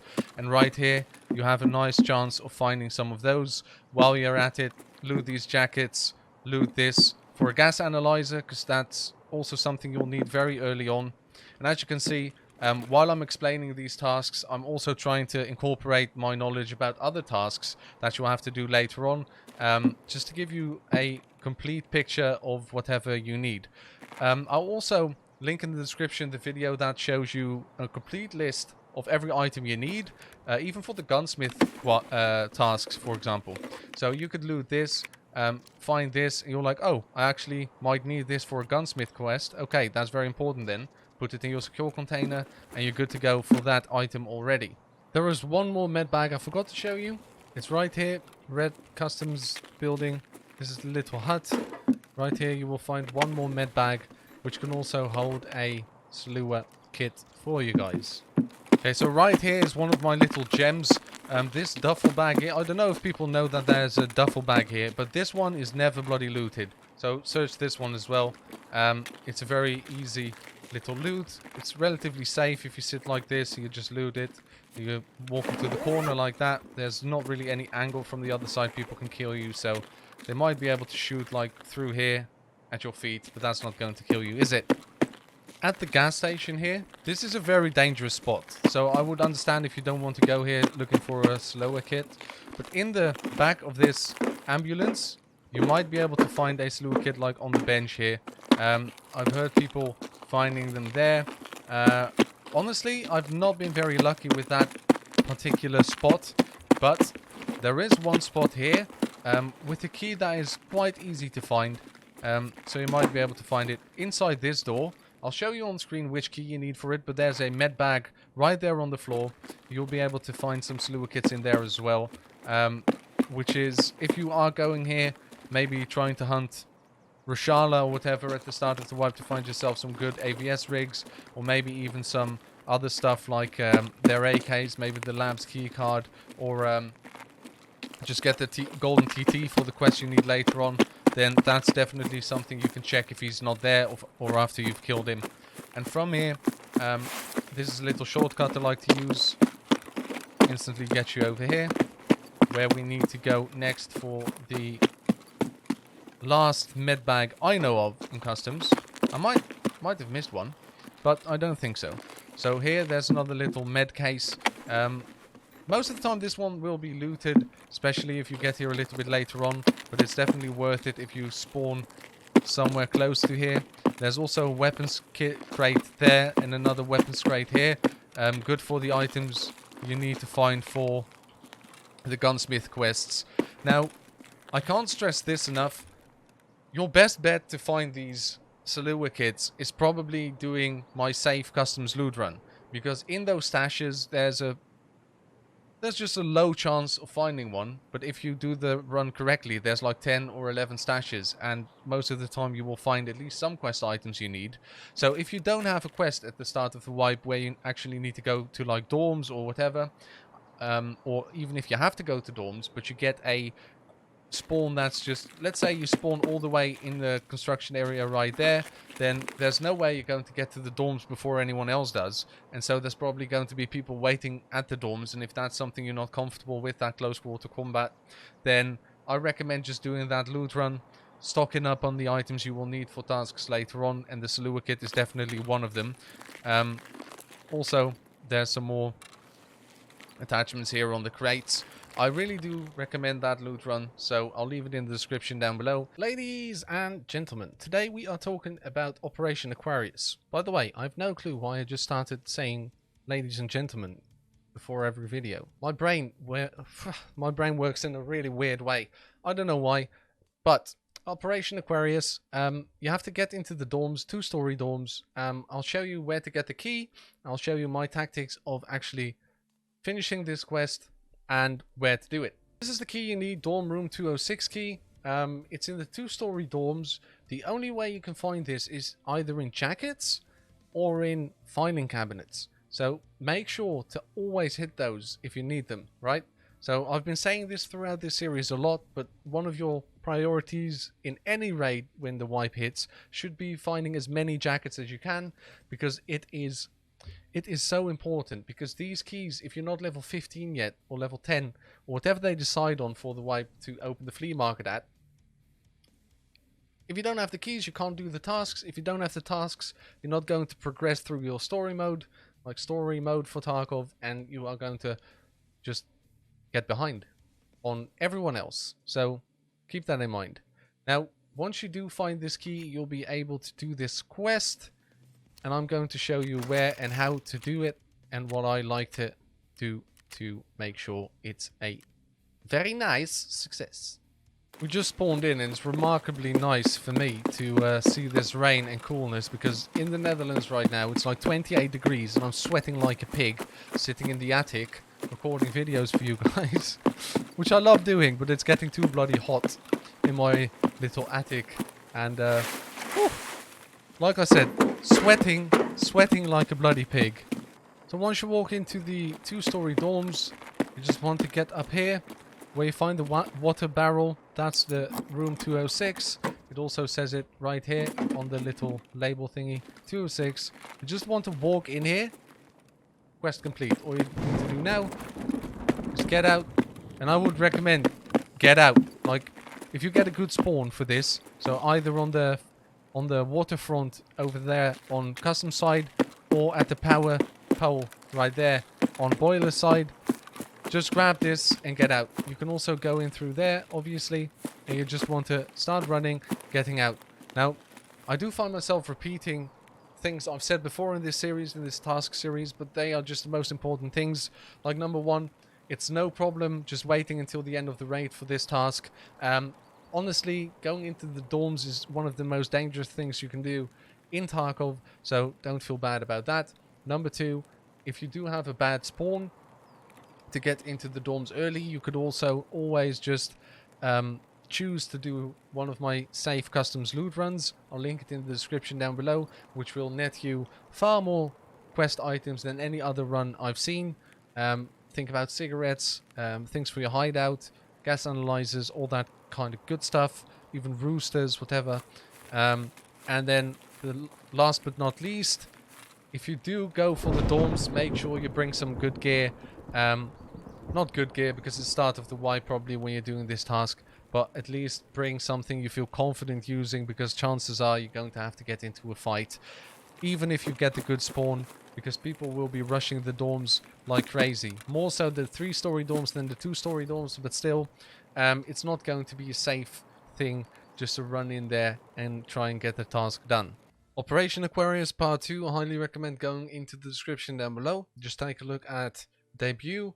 The task debut shows you guys where I kill my scavs on customs.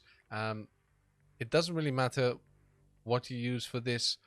I wouldn't even necessarily recommend trying to rush Operation Aquarius, because 15 scavs is not too much, and you should be able to just easily get that done while doing other tasks. And if you do want to hunt it, go into the description down below and look up the debut task. You'll be able to see where I kill my scavs on customs. To complete the Painkiller quest, there's a couple of ways I can tell you how to do this. Number one is go into the description down below and look up the quest Shortage, because in Shortage I show you every single med bag I search on customs, if that's the map you want to do this on.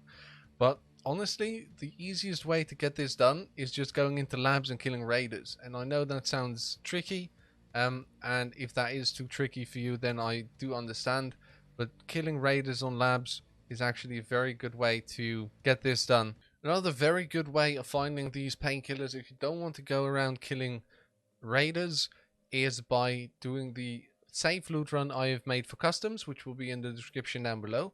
In all those ground caches, like the small ones and the big wooden ones, you can definitely find morphine in there, and morphine also drops from duffel bags. So this is one of those tasks you really want to just keep an eye out from the start of the wipe for painkillers. But if you do follow the Shortage task, or you follow the custom safe loot run, or even killing raiders on labs, this wouldn't be too hard anyway. Next task up is Pharmacist. For this task you have to get into room 114 in dorms, the 2-story dorms this time.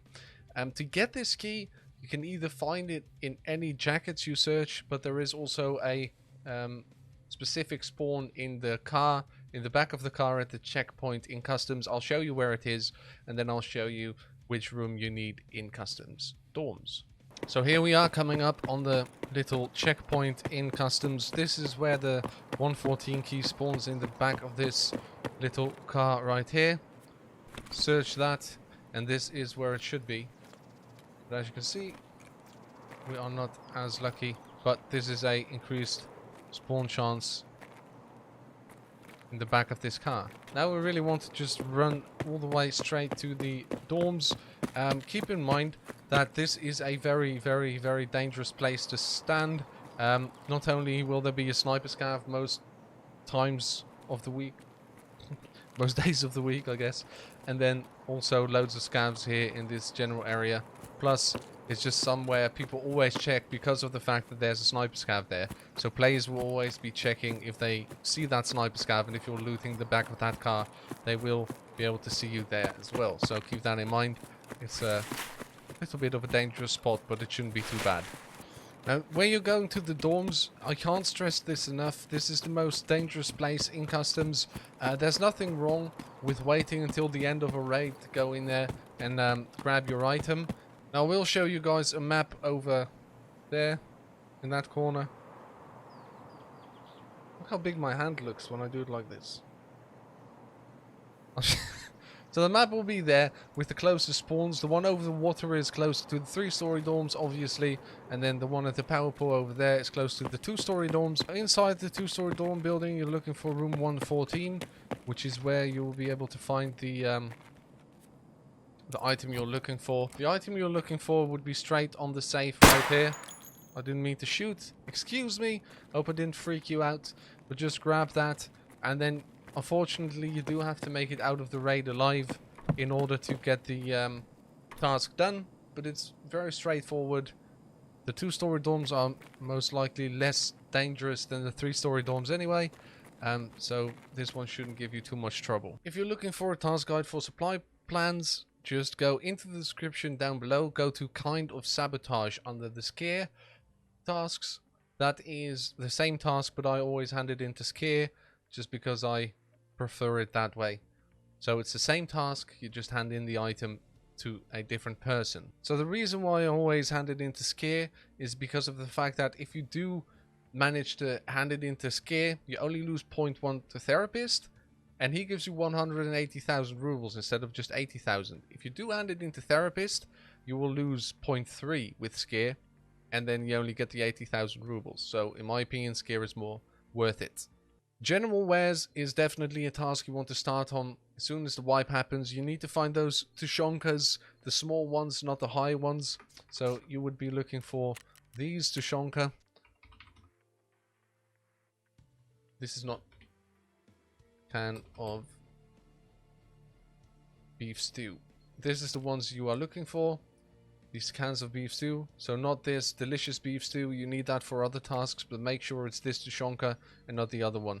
Real quick, a very easy way to get these while doing other stuff is doing my safe customs loot run, because these tushonka bastards are always found in those little ground caches. So that's a really easy way of getting some of them. But there is a place where it's like tushonka heaven, which I'll show you. It's on interchange, and I'll teleport us straight there. Here we are at the back of Goshen in interchange, and what you want to do in order to find these tushonkas is just go over these shelves and just search those.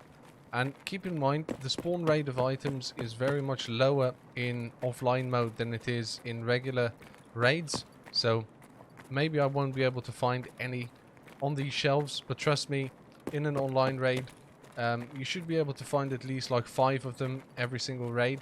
I have had instances of finding like 7, 8 or 9 when I was just going for these, trying to find them for the task. So all the way back here, all these shelves should be searched.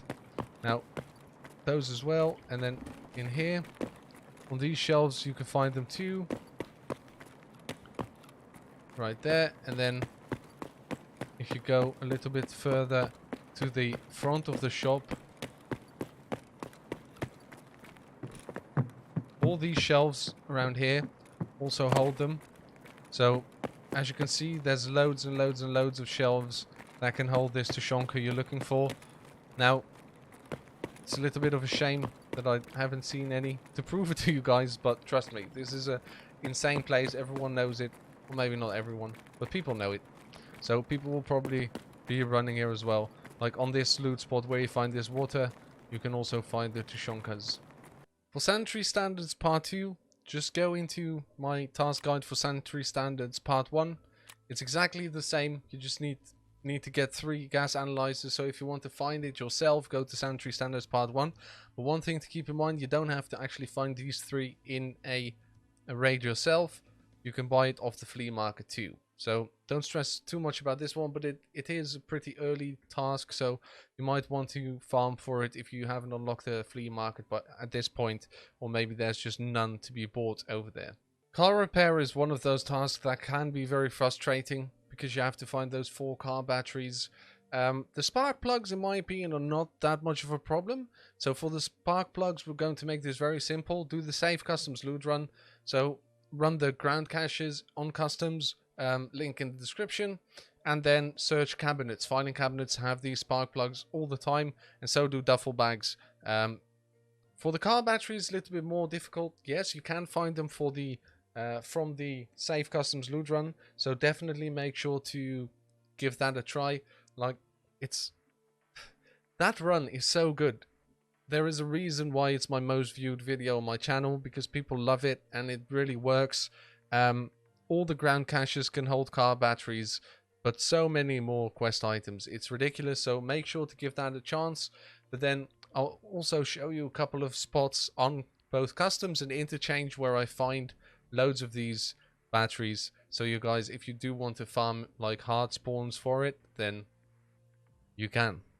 On customs, there's this one spot I always would check if you're looking for car batteries, and that is in this hangar right here.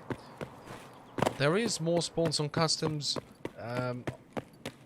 like all these shelvings, like anywhere you see these shelvings, you want to check them.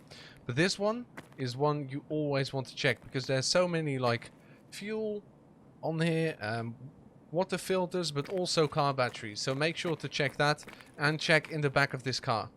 And that's it, back of this van, I guess. Would you call this a car, or is this a van? Now in Goshen, apparently there's a hard spawn in here. I have to say, I have never found a car battery here myself, but you want to go around here towards these shelvings here, and apparently there is a spawn straight on this thing right here, that shelf. But keep in mind, like I said, I've never seen it there myself, but I've seen it in a video before, so I believe it. because you should always believe everything the internet tells you. Second place in interchange is definitely Ollie. Ollie is a very good place to find all your hideout items, your car batteries, your propane tanks, whatever. Check these shelves all along the shop. I'm pretty sure all of them can, especially these ones, the big green ones, definitely can hold these car batteries. Check like on the bottom, on the top, everywhere. Give you guys a little bit of light. But this is like my Valhalla when it comes to car batteries. These shelves in the corner here, I've had raids where there was like just 1 car battery, 2 car batteries, 3, like 4. Ridiculous. Not 4. I've never seen 4. I think I've seen 3 once, and it's happened more than once that I've seen 2 of them. So these shelves, definitely give those a shot. And then on these little shelvings, you always want to check for like KEK, which is like 35k straight for a sale for a sale to therapist. Other than that, keep in mind all these shelvings can hold them too. And now in the back, all the there it is, propane tank, tubing. But this is a very good loot run. I'll link it in the description down below as well. I've got 2 loot runs for this, one Ollie side and one Idea side. Hose, you definitely want to pick that up. But where that hose spawns can also be a car battery, like all along these little wooden thingies. You'll be able to find car batteries, or nails, or whatever else you need for your hideout. It's actually amazing to come here. Bolts, as you can see, really good spot to loot anyway, even if you're not looking for the car battery. So I highly recommend coming here for them.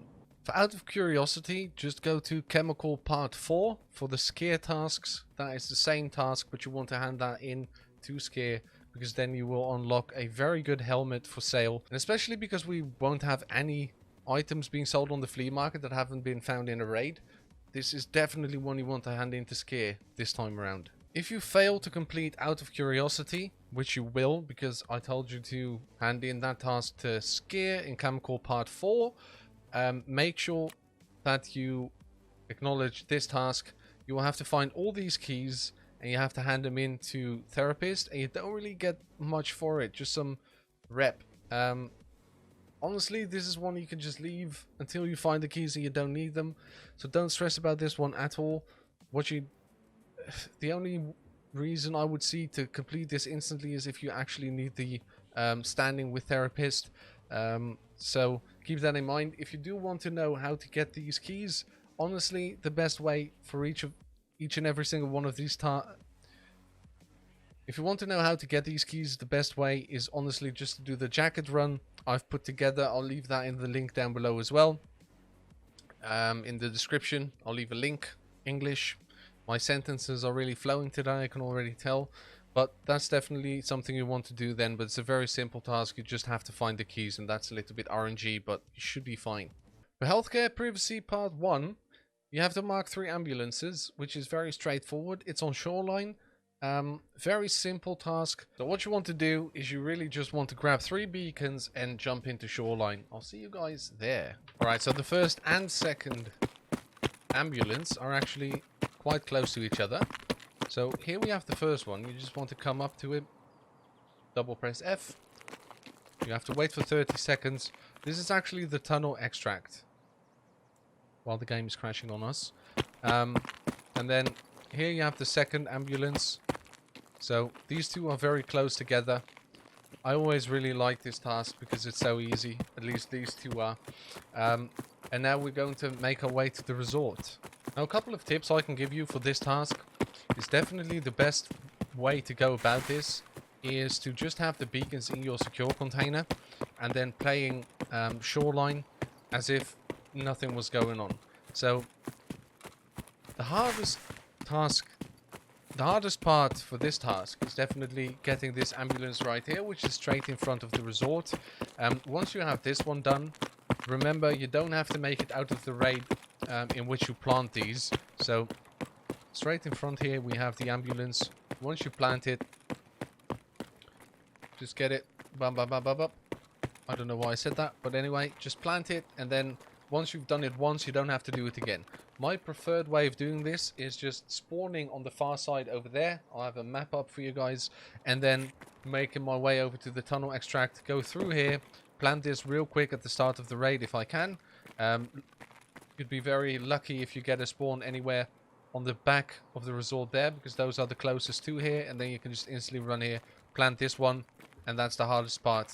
Don't forget there's a med bag in the back here, but you're also out in the open a lot, so it's quite dangerous. I normally plant it and then I instantly just jog on over here. Jog on is you know, straight down here, and I feel like once you get here you're pretty safe from anyone that's going to the resort.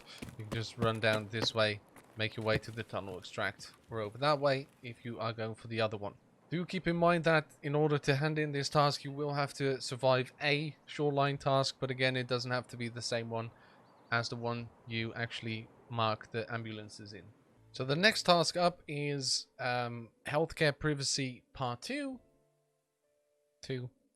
What you want to do for this one is get into shoreline, get into the West Wing 306. I'll show you the key here. West Wing, room 306 key. This is what you need. Very straightforward. All you have to do is grab a package and survive the raid. So I'm going to jump into shoreline and I'll show you exactly how to do that. Now there is one thing I do want to tell you guys, and that is how to get the 306 key, the West Wing 306 key. If you don't know how to get it, it's easy to just get it from jackets, easy enough. But you can also go into factory, and there's actually a hard spawn there in the bathroom. So I would like to show you guys where that is exactly. And then if you're in factory on, let's say, your scav runs, which I do recommend you do your scav runs at the start of the wipe in factory, then you can get that done, pick it up if it's there, and that will save you a lot of the hassle. So in factory, you want to come up into the bathroom, the locker area, whatever you want to call it. Very straightforward. Luckily, this is a very easy map to learn. You want to come to the other side of the bathroom, and in this locker, this one, on that, you will find it. If it's there, just a key laying around. By the way, what I also want to show you, in these lockers as well, on this side, you can find a car battery. Just a little tip.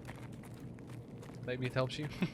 So we will be entering the West Wing from the side here, from the side entrance.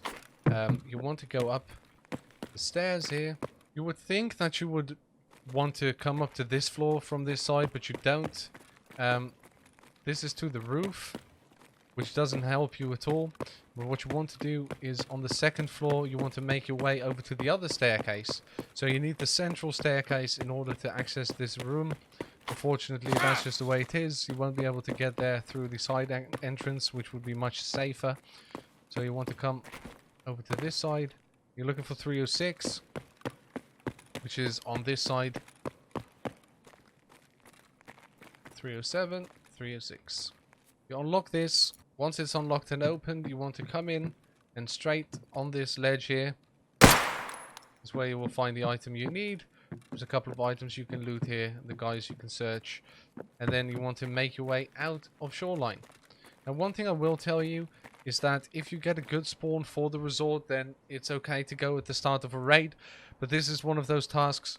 The resort is very, very, very high-paced combat, and it's also very populated with people, so you can get away with just instantly sprinting here, opening the door, just getting it, even though there's people in the resort, and then just like jumping down and going completely mental, going through here, just running out and you're gone. Like, you could do that. You can try it, but just keep in mind that every time you enter this area, it's very dangerous. So another thing, even though they call it West Wing and it's technically in the West Wing, it's very close to the center, so there's nothing wrong with coming up here and going through that way. Healthcare Privacy 3 is, again, just one of those tasks where you have to pick something up for Therapist. It's very straightforward. Not a very dangerous place to go to as well. It is on woods, which is of course a very sniper heavy little task, but it's definitely worth doing this one as soon as you can. Reason why I recommend rushing this one is because it leads to private clinic, which basically lets you trade 3 LEDX and 3 ophthalmoscopes for a thick item case, which is ridiculously important to have, especially if you have a smaller stash. So we're going to head into woods, and I'm going to show you where to get this item.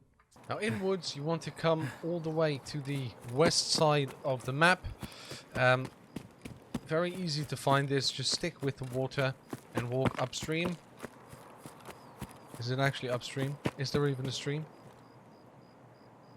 That's kind of upstream. Close enough. And then you want to come to this car, this little minivan in the water. There's blood on the side here. And you just press F. Little menu shows up, and this is where you get the blood sample. Now, depending on where you have to extract, like I would have to extract at the outskirts, and so the quickest way to go there would be to go along the beach and just to the outskirts, and that is a way to do it, but you could also just go all the way around the map.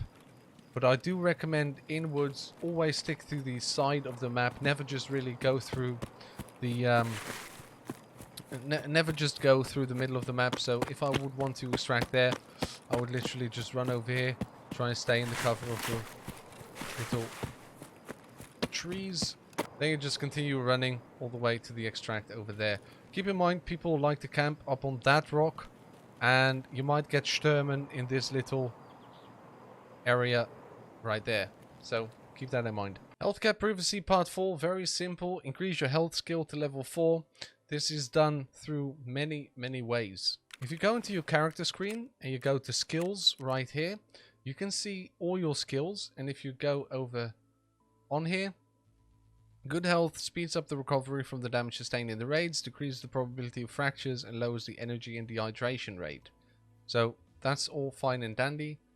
But then all of a sudden there is no way of actually seeing how to level this up. I might be silly and just haven't seen it or found it, but if you do want to know how to level health, it's very simple. Every time you get experience for either strength, endurance, anytime you get any XP in strength, endurance, or vitality, you also gain XP in health. So it's one of those passive skills that you can't really cheese, but you will be able to get it soon enough.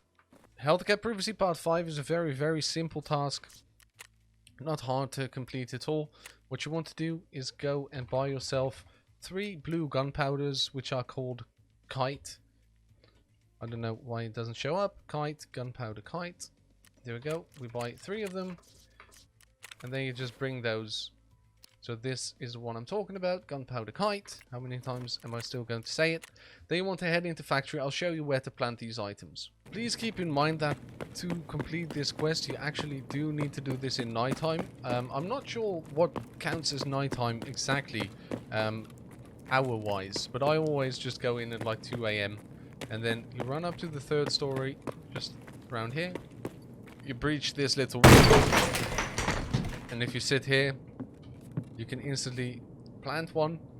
Now, a little tip I can give you guys is if you're planting it and then you want to plant another, what some people think, they have to like get out of the area of the quest and then they have to get back in order to show the same menu for pressing F to plant it. But what you can do is just spam tab a couple of times, and that also works, and then you can just plant the next one.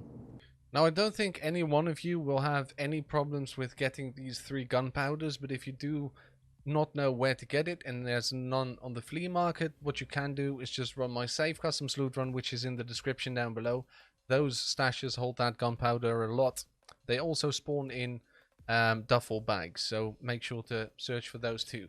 Private clinic, you have to hand in 3 ophthalmoscopes and 3 LEDX. Now, I was kind of contemplating on this task, should I make like a full LEDX and ophthalmoscopes guide in this video?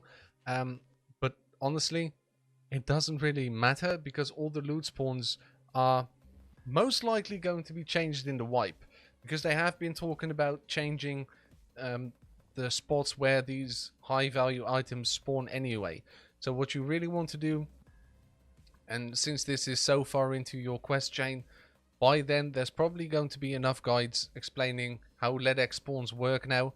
And to be honest, this one, I've never found a LEDX in my life. Never. I've never gone out searching for them. I always buy them off the flea market. All the LEDX that are in the game are found in raid anyway. So the pricing is definitely not going to change in my opinion. So just buy these items, hand them in, and you're going to make a profit anyway because you get that thick item case. Athlete is basically the same task as Healthcare Privacy Part 4. The only change is that you need health level 10, which is something you can't really rush, except for if you rush your strength skill. And if you want to do that, just throw a couple of fuel canisters in your backpack and walk around woods until your name is Johnny. And then apple a day keeps the doctor away. This little task does not work. You can hand in the 400,000 rubles and maybe they'll fix it after the wipe. But I've never gotten 2 levels in health. It's more like 0.7 levels or 1 level, maybe. But I've never actually gotten 2 levels, so that's a bit strange. I heard Pestily talk about that as well, that's just something that's a little bit bugged. It is what it is, but that is an apple a day keeps the doctor away. Now there also is this task, Hippocratic Vow, which is a really weird one. You have to have less than 0.6 reputation with Therapist, and you have to complete stirrup and car repair, and then you get this task in order to help regain some rep. So I guess it's handy, but I've never actually seen it in the game because I've never gotten to that low rep because of the fact that I have the Edge of Darkness edition. But what you want to do is just hand in $500 and then you get this extra rep for Therapist. Now the last task for Therapist in this guide is Decontamination Service, which it will take you a long time to finish most likely because of the fact that you have to kill 30 scavs from less than 60 meters is really... It's really easy, let's be honest here. When you're inside in interchange, then it would be harder to kill them from more than 60 meters. So what I recommend is just grabbing the gear you have to wear, so a respirator and the module 3M, which both will be able you'll be able to buy on the flea market once you get to this point. Grab a weapon you like and then just start blasting them. Many people try and do this quest while doing other scav killing quests on interchange, and that's definitely something that you can do. Most people try and combine it with having to kill scavs on this map with the M4, with certain specifications of an M4, and that's something I highly recommend you guys doing. But this is a very straightforward task. Killing scavs on interchange. I was contemplating on whether or not I wanted to show you a very good spot to kill scavs in interchange, but honestly, if you stick to Ollie, Goshen and Idea, so don't go into the area that has killer, don't go into the middle shops. So on the map it would be like this. This is the middle area I was talking about you don't want to go, but Idea, Goshen here and Ollie, all 3 of these, so this would be Ollie, this would be Goshen, and this would be Idea, have many scavs spawn. So if you keep to those, what I would recommend, let's say you spawn somewhere around here, you go into Idea, so then you enter from this side, and then you just stick to the side and just go from the back of Goshen and just go like that. You can go through the outside area here into Ollie and then just check there for scavs. That's the best way of running this, the best way of coming across a couple of scavs for you to kill. We're starting off with kind of sabotage for scare. First task we're talking about for scare is this one, and you want to go into woods. Now this task is I think I had to do like 12 or 13 woods raids in order to complete this one on this account. One thing I can tell you is that if you value your items, it might be smart to just wait for the last couple of minutes to pick this item up, because the area we're going into is such an open area, and you have like the entire ridge around the sawmill where people set up with their snipers. It's really difficult to get out there alive Plus, you have the scav boss over at that area as well, which will instantly bang you in the face with his sniper. It's a tough time, but it is a task that everyone has to do, and we'll have to deal with what it is. So here we are on the edge of the sawmill area in Woods, and where you want to go is into this little container hut thingy, wooden container hut, whatever. And under the bed, you will probably have to get down like this and grab it from like straight here. You will find the item you need, and then you have to extract the raid. So good luck with that, but this is where you find the item. Again, this is a very difficult task for me to finish. I don't know why. Maybe I'm just very unlucky with woods sometimes, but hopefully that helps. Let's talk a little bit about the supplier task. You have to find the 3M body armors and the TOS shotguns. Module 3M body armor. These are the ones you need. You need 4 of these, and then you need the TOS shotgun, which are these ones, the bolt action shotguns. Don't have to be found in raid in order to complete the task, but everyone is going to have to do this task at the start. It's very, very, very, very close to the start of the wipe, so you will probably have to really grab these yourself. The way I like to do that is going into factory and killing scavs, going into customs and killing scavs. Go into the debut task in the description down below, down there, and you will find my favorite way of killing scavs in the customs area. What's on the flash drive is a very straightforward flash drive acquiring task.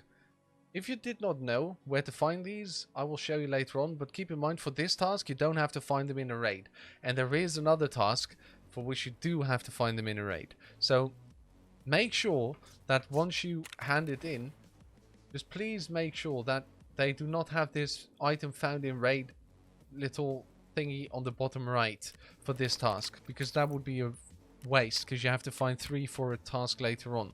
So these you can just buy off the flea market. For golden swag, you will need 2 things. The customs trailer park cabin key, which you will get when you start this quest, and then you need the dorm 303 key. Unfortunately, the dorm's 303 key is only found in jackets and on scavs, so there's no hard spawn for it. So you will get this trailer park cabin key, but then the 303 key you will have to find yourself. I'm going to show you where to find the golden Zippo lighter, and then I'm going to show you where to actually plant it, because this is a 2-step task, which is quite annoying, actually. It's a difficult task. Now, in my opinion, there's only 2 proper ways of doing this task, and it all depends on where you spawn. So as you can see, we spawned over on the boiler side, which means that we get to the dorms first, and then we get to the area where we need to go after that little trailer park thingy, which is very close to our extraction point. So I would recommend, if you do spawn on this side, I think it's okay to just try and get the item from the dorms. The 303 is on the bottom floor, if I'm not mistaken. So you just want to come into the dorms. It's not on the bottom floor. Obviously it's on the top floor, Eddy. You cuck. Yeah, it's this one. There we go. It's been a while, okay, since I've done this task myself. So you want to come in here, and then the golden Zippo lighter is just on this desk right here. You pick that up, and then you have it in your inventory, which is here, the in-game inventory in raid. So what that means is that if you die, you lose it again, okay? So keep that in mind. This is a dangerous one. What I normally do if I am on this task is that if I spawn to that closest spawn there, just over the water, I'll tell you where it is once we get to that place. Then I instantly sprint over to the 3-story dorms, I grab the item, and then I just get to the extraction all the way on the other side, because then I'll still have it in my inventory,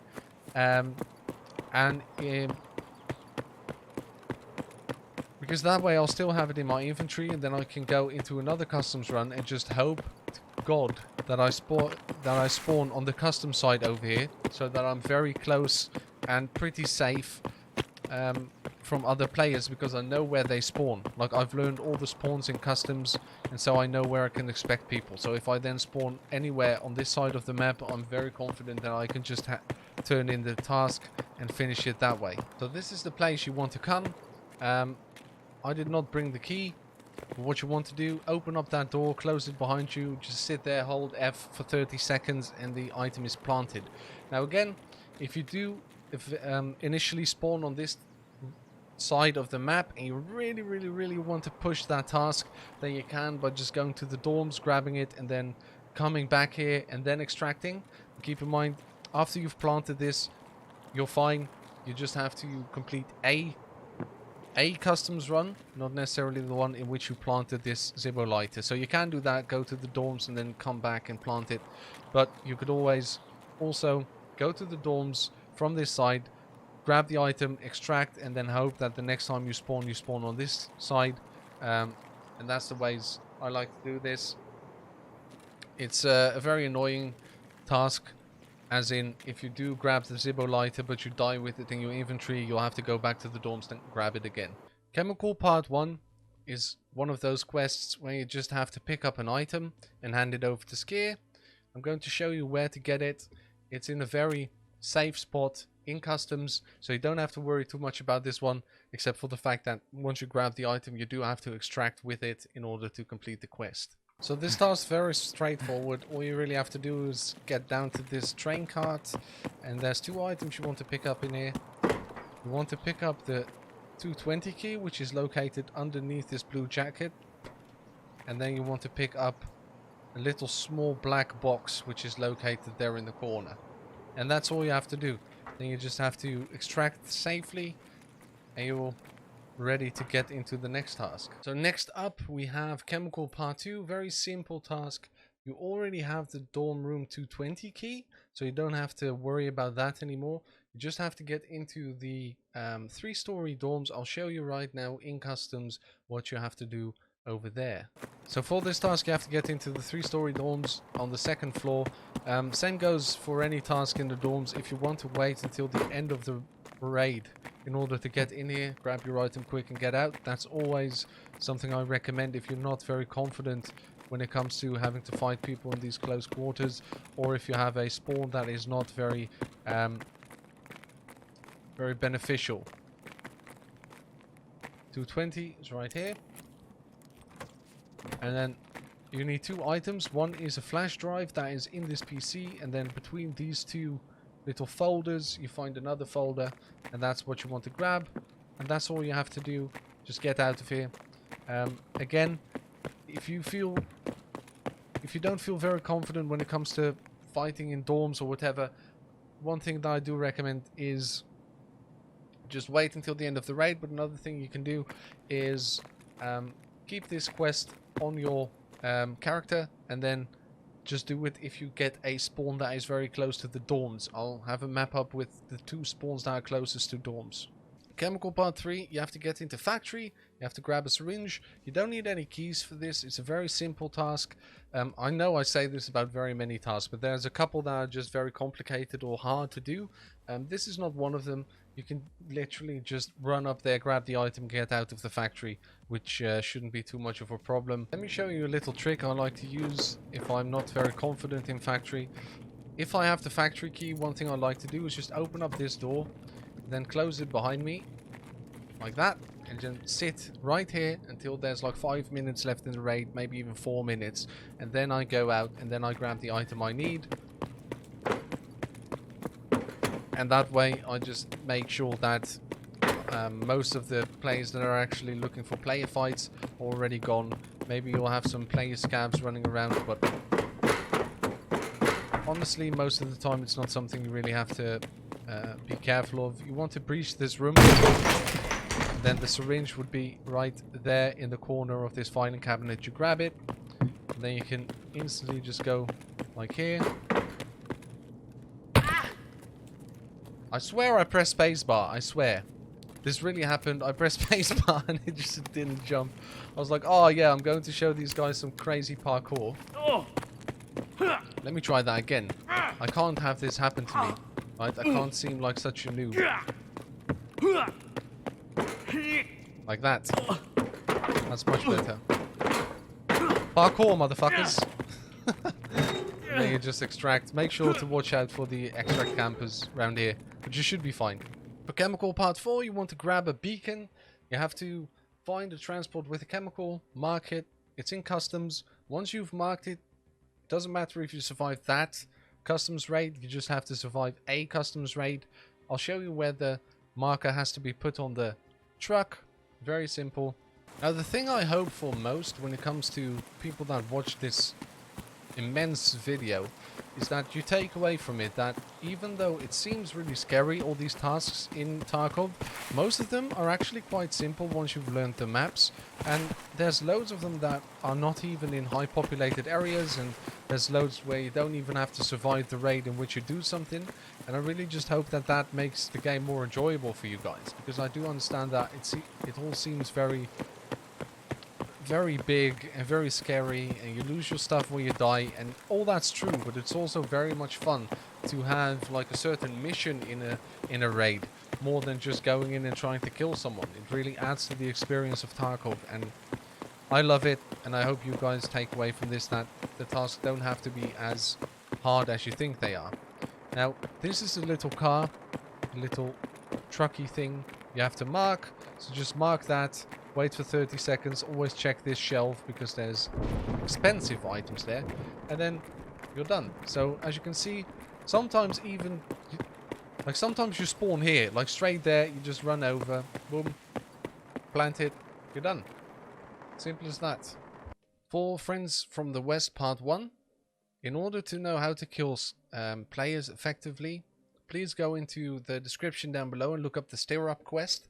That's where I explained some of my tactics for fighting in factory, the way I like to move around the map, and that's really going to help even if you're not using a pistol like you are in Stir Up.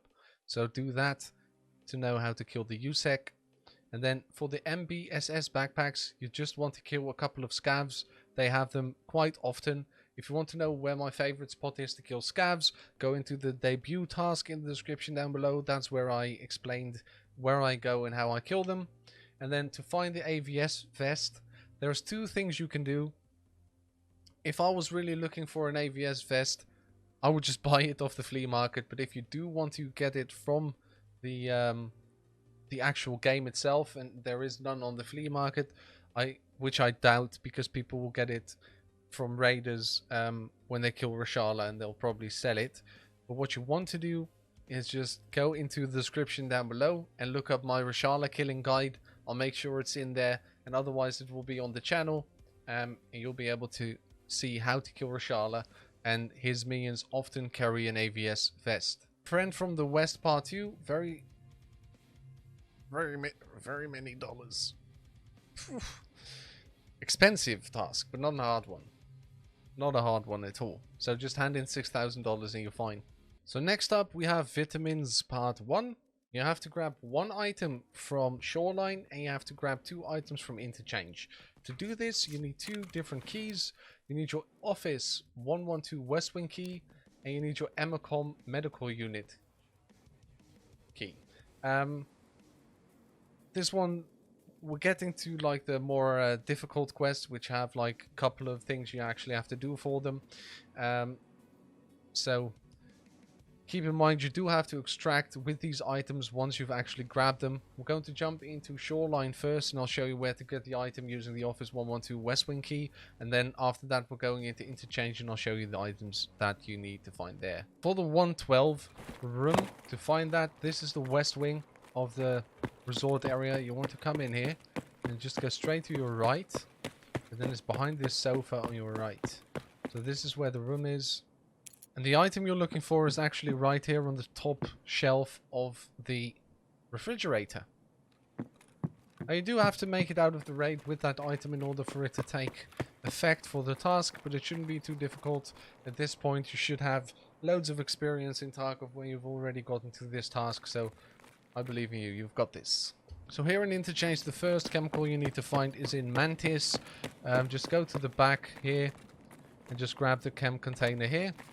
That's exactly where it is. Now keep in mind, for the next one, we actually do have to get this key, this key to the Emacor medical unit, which is found in the ambulance on the seat in front of the gas station in Customs.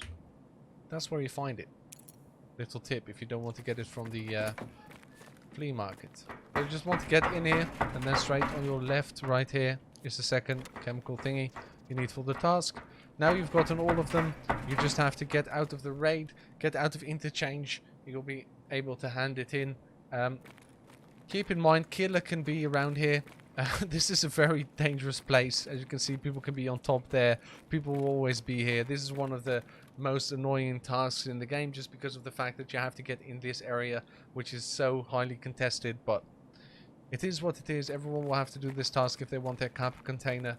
I believe you guys can do it. Quick tip for this one as well. Wait until the end of the raid. With this one, it's really worth it. If you do just want to rush the task, you play by yourself and you don't feel that confident in gunfights or in interchange as a map. Next quest I'd like to talk about, Vitamins Part 2. Luckily, this one is very, very easy. All you have to do is find 5 respirators. Just kill scavs. If you want to know where I kill scavs, go into the debut task in the description down below. You'll be able to see it. You only need 5, so this is one of those items you can stock up on before you get to this task, so you can instantly hand it in. And then you have to find 5 medical blood sets, which is also very easy to find yourself. As you can see here, you can find them in all these, the buried barrel caches, the dead scavs, ground caches, med bags, med cases, medical supply crates, and sports bags.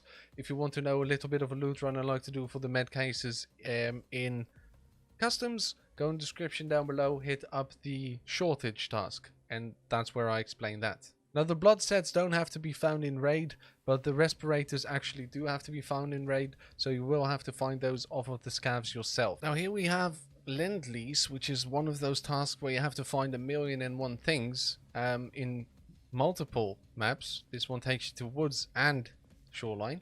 So we're going to start with shoreline. I'm going to show you where to get these little items you have to find over there. Now, keep in mind, for this task you need the West Wing room 216 key and either the East Wing room 306 or 308, because both of those give you an option to get into the same room through the balconies. But that's something you need to bring. Now, for the first item, I like to use this little drone as a little landmark. Keep in mind, this drone, you actually have to search this door for a different task. But when you get here, I'll have a map up with where this is. You want to run straight here. So, from the drone, just down here, and there's a little broken crate with the item in it right here. That's number 1. So next up, we want to come up onto the East Wing. We want to find room 306. So that would be on the 3rd floor. Just keep to your left. Here we have 307. Here we have 306. Unlock that. Either unlock this one or 308, just to the right of this one. You want to come out onto the balcony, and the item is right in here. As you can see, the controller is straight here. Excuse me, I said that was 308, but it's on the other side. And as you can see here, if you did bring the 308 key, you can just jump over here, because this is where you will enter. Let's get in here. Jump over, grab the item. So next up, we have 216 on the West Wing. So you want to come up into the West Wing, and you want to move all the way into the far side of it. 216's right here. This is like a maze. Like, look up a map for this. This is difficult to find all these items. You just want to turn left instantly, and the item is right here on the shelf. And some Nixor, some CPUs. These rooms are so good to loot as well. The car med kits, grenade boxes, everything. Like, this is such a good place to loot. But anyway, let's continue into woods for the last 2 items we need. When you get to woods, you want to get to this little area right here. We've been here before when we were trying to kill scavs on woods, and so that is a very good, very, very good thing to know, to watch out here for scavs. You want to open this door, and right inside here is the first controller. Just grab that. Then from there, you instantly want to make your way to the sawmill area, which is where I like to call, what I like to call Sturman's base. The middle area here, which is very dangerous. It's a very dangerous area to be. And this controller, finding this little gyroscope that's over here, is actually very dangerous too, because it's right in the open and you have to jump up on top of some things. Like you have to jump on top here, and the gyroscope is in there, as you can see. And there we have it. Just get out of the raid and you should be fine. Now, keep in mind, every single item you find for this task you have to extract with in order for you to be able to get out of the raid with a successful task completion. I didn't know car medkit spawned up there. Now you guys know as well, so good luck with that. So the next task we're talking about is informed means armed. You need to buy 3 Wi-Fi cameras, and if I'm not mistaken, these are sold by Prapor. I am mistaken, these are not sold by Prapor. Let's see if we can buy some from the flea market. Yes, we can. So mechanic is the one that sells these. You want to pick up 3 of those. I'm not actually going to bring them. I'm going to bring 2 of them because I have room for that, so I can show you guys. First map you want to go into, in my opinion, should be woods, because I think woods is the hardest one to get. Then after that it is interchange, and then dorms. Well, let's be honest here, all 3 of them are pretty difficult to get, but I always like to do woods first, just because I don't like woods.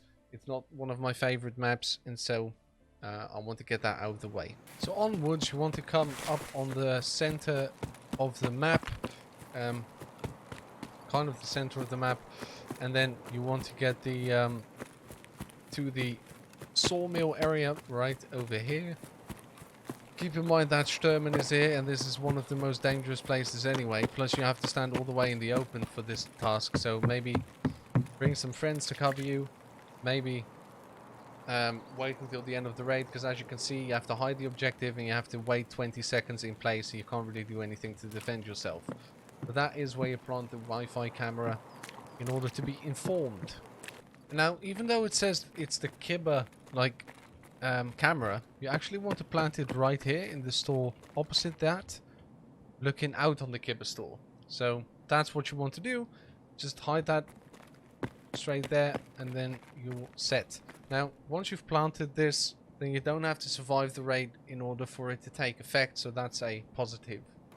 Now, I know I said you had to go to the dorms for this task, but I was confused. You have to get some gold chains planted in customs for a different task, but for this one, all you have to do is go here and plant the little Wi-Fi camera right down here. This is the easiest place to do it, so I would recommend leaving this one last, or just picking this little thingy, getting it done when you actually do anything else on customs. It's a very simple one, so hopefully you guys will be able to get this one. This is the only one where you're not completely in a spot that's just too bloody dangerous for your own good. This is actually not a very bad spot to be in at all. Like, you've got some cover from the bushes, so fair game. Now, this was the task I was talking about earlier with the gold chains. So you need 9 gold chains for this, which you don't have to find in raid at all. And as you can see, you must be level 27 to start this quest anyway. So I wouldn't really stress about this too much. You will be able to buy these gold chains from anyone on the flea market if they find them in the raids. If you do want to look for them yourself, maybe you're doing like an Iron Man challenge, you can find these easily in safes. It's not too hard to find these in safes. Now, you want to plant 3 gold chains on 3 different maps, interchange, customs, and woods. Now, the reason I'm on the Wikipedia is because for some reason they still haven't fixed this. So as you can see on this account, since I've reset it not too long ago, you go to Skier and you look at show locked. It doesn't show any locked tasks, so I can't show you the normal way, so I have to show you through the Wikipedia page, unfortunately, but that's just what it is. First one I'm going to show you is the one in the middle of the in woods. Everyone knows which word I'm talking about. Now, one thing I haven't said before, but if you guys struggle at all, at any point, finding any particular spot you have to go through or go to, even though I make my own maps for you guys, then the Wikipedia is such a good spot to just come and take a look at where you have to go. So for this, we have to go into woods, and I'll show you where to stash these items. Now, the only thing that makes this task a little bit easier than it possibly could have been is the fact that once you have stashed these golden chains, you don't actually have to make it out of the raid alive. So you stash them and then that's it. So yes, this is a difficult task because you have to sit still at the same spot for so long every single time you plant one. But you don't have to make it out of the raid. So this middle one, so you have 1, 2, 3, and then the middle one, you want to sit in here. You can loot this safe if you want to. This is where you have to plant the items. You have to sit still, press F. Once you've done one of them, the menu doesn't pop up instantly to do another one. Just spam tab a couple of times and do another one. I know I keep repeating myself, but every time someone comes into this video for a certain task, I feel like I need to be stressing this. There is no shame in waiting for the end of your raid in order to get a task done in dorms, because dorms is ridiculous. Like normally when you get in here, people will just be sitting here like this. This is literally what people do nowadays. They lay down here and they wait for someone to open that door or come up, and they just instantly shoot you. It's really annoying, but that's just the way it is. You have to stash the golden chains in these microwaves over here. So once you've planted all these, you are good to get out of here. This one is actually not that difficult. Make sure to crouch a little bit, because if you just stand here and someone's walking along there, they can instantly headshot you without you even hearing them coming. So make sure to crouch like this. Sit in the corner here. You shouldn't be able to be seen while planting these. So in interchange, you want to go to KAPPA and then go to the store next to that, which should be generic, which would be this one. Generic shop. This is where you want to come into. Once you're in here, you want to make sure that you get the gold chains on that bed. So that's the tank. You want to come in here and place the gold chains on this bed. Luckily, you have some cover here. You can hear people coming, so it's not too terrible. But again, keep in mind that killer can be here anywhere. So if you run into this, I've had killer sit there, kill me instantly, and killer has also been right in this corner, and he does also spawn just right in the middle here, all the way around this area really. So keep that in mind when you're going here. Kind of dangerous killer. He's a bit crazy. Next task on the list is fortunately much easier than the last ones we've talked about. Silent caliber, 20 scavs killed with a suppressed 12 gauge shotgun, and 10 PMCs killed with a suppressed 12 gauge shotgun, as you can see here in the objectives task. But one thing I will tell you, if you want to know how I kill my scavs, go into the description down below, go to the debut task. I show you on customs where I like to kill my scavs, but of course you don't have to do this on customs, that's just the way I like to do it. And then for the PMCs, go into the description and look up the stirrup task. I like to kill my PMCs on factory, and I explain it there for with a pistol, but the tactics still make sense. They are still the same when it comes to killing people with a 12 gauge shotgun. I will show you though my preferred weapon of choice for killing people with a shotgun, which is of course a MP153 shotgun, but keep in mind that you have a choice of different sorts of ammunition. I always use the AP20. I don't know why I had trouble remembering that. Maybe it's because it's the middle of the night and I'm trying to get this video out to you guys before the wipe. But I have a couple of presets. My silenced one here is my favorite. So basically it's just an MP153 with a hexagon 12k sound suppressor. I love it like this. Just chug a laser on there. Don't put it on the bottom, because then it doesn't really line up properly, and I feel like when it's on the left or right, it's just a little bit more accurate, this laser sight.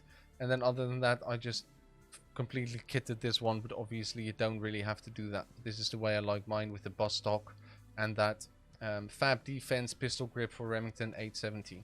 Now the Flint task is earn stress resistance skill level 8.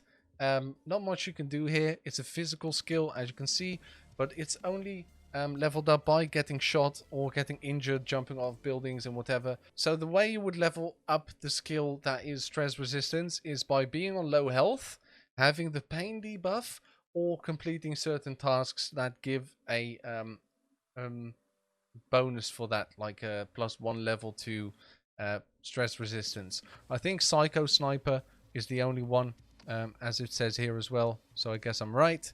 So that is what you want to do for the task Flint. So the BS task, I'm not going to say the full word because then this video will get demonetized, okay?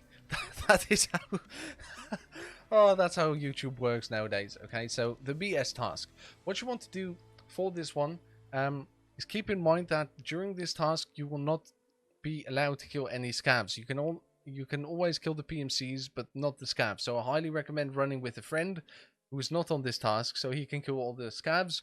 But if you're going solo, bring some Zarya stun grenades in order to deal with the scavs, and also bring a silenced weapon, because if you do have a silenced weapon, then the best thing for you to do is when you're killing when you're killing the PMCs, the scavs are not attracted to the gunfire as much. Night raids also help, because at night scavs have a harder time spotting where you are. So that's just a little tip I can give you guys. Now let's jump into custom so I can actually show you what you have to do. Now for the items you want to bring one of these SV98 bolt action snipers, and you also want to bring a roller watch. I don't know why. Roller Submariner gold wristwatch. You also want to bring one of these, and then you have to find a item in customs as well, which I'll show you where to find. It's a little flash drive, which is not too hard to come by. It's in a car on the bridge, and then you have to bring it to the 3-story dorm. So let's show you that real quick. Right here on the bridge, you will be able to find the flash drive in the corner of the car trunk. You need to grab that. Then you want to make your way over to the dorms. Keep in mind, you cannot kill any scavs, so it's highly recommended to bring a friend with you who can deal with the scavs and who can cover you while you plant the items you have to plant in the 3-story dorms, because this is again one of those tasks where you have to sit still planting items, 3 of them. I think you have to sit still for 30 seconds for every single task. It's a little bit tricky, but if you do have a friend there with you, then at least you can get covered from the scavs, and if a PMC comes, obviously you want to just stop planting for a second and help your friend out, because otherwise you are a bad friend, okay? If you're still looting or doing your task while your friend is fighting other PMCs, no, that's not the way we go about things. That's how you lose friends in Tarkov. So you want to go up to the 3rd story, instantly just whoosh over there, and this is where you want to plant them, right here in the trash pile while your friend is covering you. Or if you're solo, just keep an ear out for anyone. If you are solo, and if you're not solo, I always highly recommend closing all the doors behind you, especially in the dorms, so that you can hear people coming even better than you already can. And that's it, the BS task done. It's not too difficult if you bring a friend, but if you try to do this solo, it's very difficult. Keep in mind that once you have planted the items, you can still not kill a single scav. If you kill any scavs during this raid, you will fail the quest. So don't do it. We're continuing with the Peacekeeper tasks, but we'll have to do it a little bit differently now because the wipe has hit. Unfortunately, I wasn't able to finish this before the wipe, but that's what it is. Especially if you only get 2 days of pre-wipe event. I don't think anyone expected that. But I'll have to use the Wikipedia a lot in order to show you the tasks. Now, I am going to do that, and we are going to just start at the top one. You'll be able in the description down below to make sure that every single time when you're looking for a certain task, you'll be able to find it in the bookmarks. So, first task up, fishing gear. You have to basically just place 2 items in shoreline. So the first item would be the SV98 bolt action sniper rifle, and then a Leatherman multi-tool. You do get both from Peacekeeper himself, Luckily, I can show you the maps from here with the spots. So if you're just looking for the map, this is where the items need to be put into place, and I'll go into the raid as well to show you guys what it looks like and where it is, and to show you a couple of tips. So when you get to shoreline, you want to come down to this beach right here, and what you have to do is you have to sit by this little boat, and then you want to plant. Now, I highly recommend you sitting like somewhat like this, so at least from that side you have some cover, but it doesn't really matter. This is a place that's just very much out in the open, so what I would recommend you guys do is either just wait for the end of the raid, or make sure you have a spawn that's somewhat close to this, closer than other people. But all in all, this is just a really annoying task. If someone comes here and they check out this spot that you're sitting here, just make sure that you don't get too frustrated when you do get killed. But this is where you have to go. Plant both the items. Again, if you plant one, press tab a couple of times, and then you'll be able to get the menu pop up again in order to plant the second one. Next task up is Tiger Safari. It's a very simple task. You want to plant 3 beacons on these UN trucks thingies. What do you call these? Humvees, don't you? Some sort of Humvee. You want to plant a beacon on those. I'll see if there's a map here. Yes, there is. So this is the little map with the location if that's all you're looking for. Go back into this part of the video if that's all you want, and then I'll show you in customs where these are.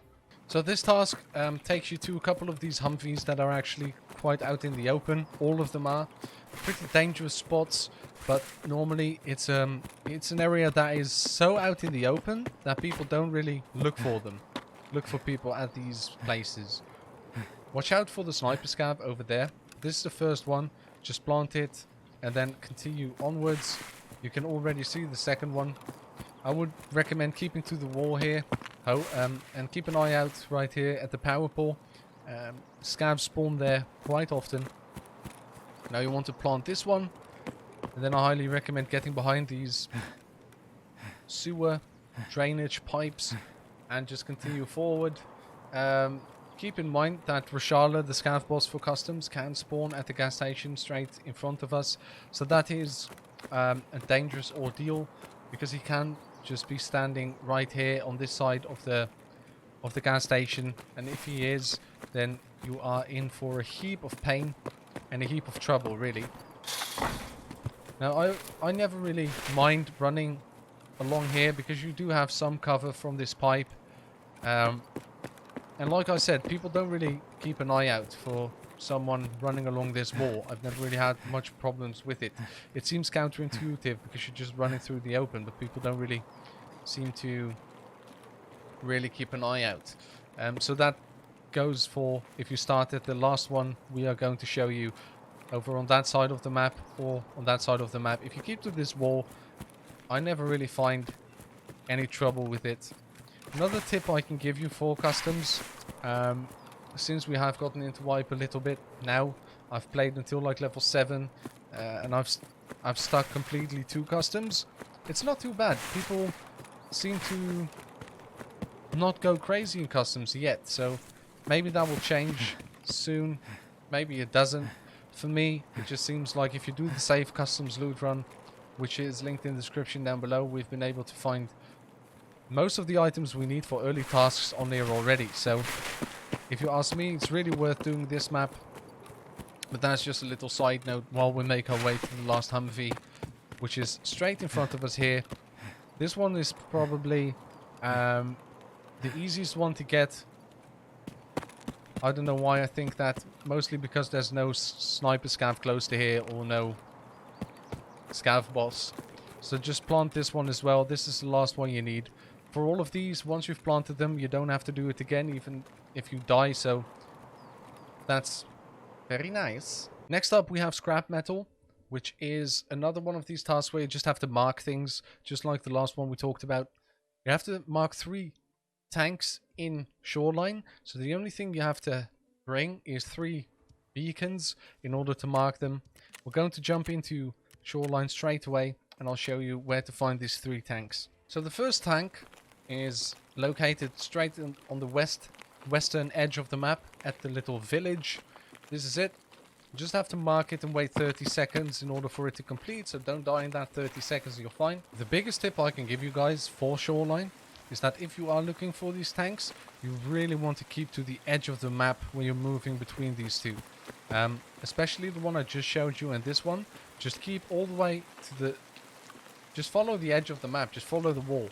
And then you'll instantly come over here when you follow it. And this is the second one. Make sure to keep an eye out on this rock. There's a sniper scav. Plant this one. And you already have 2 out of 3. There is a weapon box in here. So always check in here to see if you can find some sweet, sweet loot. So for the next tank, you want to locate the power station. And then follow the road this way. And once you do that, you will see the tank right here. Obviously, I'll have a map up for you guys as well. But this is the last one. Just plant that. And then once you have planted all 3 of them, you will have to get out of a shoreline raid. But it doesn't have to be the same raid as in which you planted all these beacons on the tanks. Next up, we're taking a look at Eagle Eye. For Eagle Eye, you have to find 2 UAV crash sites. And grab an item out of the UAV drones in order to finish this task. They do have to make it out of the raid with those items, so keep that in mind. It's pretty... I would say this is a pretty easy task, but it does get a little bit tricky because these 2 drones are both very much in a different spot in the map, very different corner. My English is on point today. I can really find every single word I want to say. Now the first drone is located here on the furthest north side of the map. There would be the resort. What you want to do is open up this little hatch and just grab one of these items in here. And you're done. That's all you have to do. Just pick that up and then you have to get to the second one. The second drone is found right over here. I've showed you this drone before actually when we were going for that motor controller.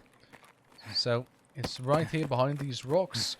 I'll show you a map where it is, and for this drone you actually want to do the same thing as for the other one. Just open this door, grab the item and get out of the raid. But this one I wouldn't worry too much. Maybe sometimes there is someone camping this because they know people are going to go for it, but most of the time this is a pretty safe area on this map because people just like to go for the resort and they don't really care about this place. We're going to talk about humanitarian supplies now. First of all, I'm going to show you where to mark these 2 trucks and then we'll talk about the rest of the task. So let's jump into Shoreline. So the first truck you have to mark is right here on the south side of the resort. All you have to do is mark it, survive for 30 seconds and then you have it marked. And then the second one is all the way on the south side of the map, so I'll meet you there. Again, a little tip for this one would be that if you don't have a spawn that's very close to the resort, there is a good chance if you don't feel that confident in combat, that you might want to wait for the last couple of minutes of the raid in order for there to be the least amount of danger of dying. So here we are coming up on the second truck you have to mark. It is this one right here. Now, one tip I can give you is that... This is not here, by the way. It's a little bit further up. One tip I can give you guys is that there is a spawn straight behind this fence over here. So what you might want to do is, if you like running Shoreline as a task... So if you actually like running Shoreline as like a loot run or whatever, you might want to just keep a beacon in your secure container in order to just mark it once you spawn right behind the fence there. Now for the second part of this task, you actually have to kill 10 scavs with a certain loadout. And the loadout is a UNTAR helmet and a MF UNTAR armor vest. Now if you go back in the description to Punisher Part 1, under the Prapor Tasks, you get my recommended path to take through Shoreline to kill scavs. And other than that, all you have to do is hand over 5 of these MRE lunchboxes, which you can just buy from the flea market at this point. Because keep in mind, you have to be level 11 to start this task. So you're able to buy stuff off the flea market. So that shouldn't be a problem at all. Otherwise, you're able to find these in reserve under the train station if you have a key for that. But most likely, you're going to be able to find a couple of these. If you go into the description down below and do my Safe Customs loot run, then you'll be able to find these yourself. So now we're looking at the cult part 1, which is a task where you have to find a dead person in a house in Shoreline. I'll show you how to get there. Keep in mind, this is not a very difficult task, and it's not an area where people actually like to go, so this one shouldn't give you much trouble. This is in the little swamp area on the west side of the map, which is just a place where people don't like to go in general. The task tells you to come up on this church right here, and then follow the blood splatters, which you can actually find here. This is the blood path they're talking about. You just go out of the church to the right, you follow the path of blood, and you'll be able to find the missing informant or whatever this guy is pretty easily, like this. So you see the blood go into the window right there, and you want to come into this building on the other side. Go straight to the right, and here is your missing informant dead on the floor. You have to find him, and then the task is completed. Make your way out of the raid, and you're good to go. Next up, we're taking a look at the cult part 2. For this task, you have to mark a couple of the marked rooms. We're going to start with Shoreline, then we're going into Woods, and then we're going into Customs. Make sure you do have a marked key for Customs. And for Woods and Shoreline, you don't actually need a key, but you do need 3 beacons. So pick those up, and you'll be good to go. So here we are at the east wing of the resort, and we are going up to the 3rd floor in order to mark the marked room circle that is here. So basically, you're looking for room 321. Or at least it is next to room 320 where we're looking. Here it is. No keys needed, but this is where you mark the circle. Don't pay attention to this pig head, man. He's scary as fuck. Everyone knows that. So onwards, you want to get to this little checkpoint. And if you look straight through here, and you just walk straight in front of this, this is where you will be able to find the marked circle here on Woods. So just keep going straight, keep going straight. This should be spot on.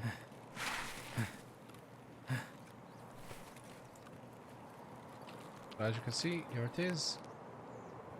There's a jacket as well. This is where you have to set it. So as you can see, the checkpoint is there.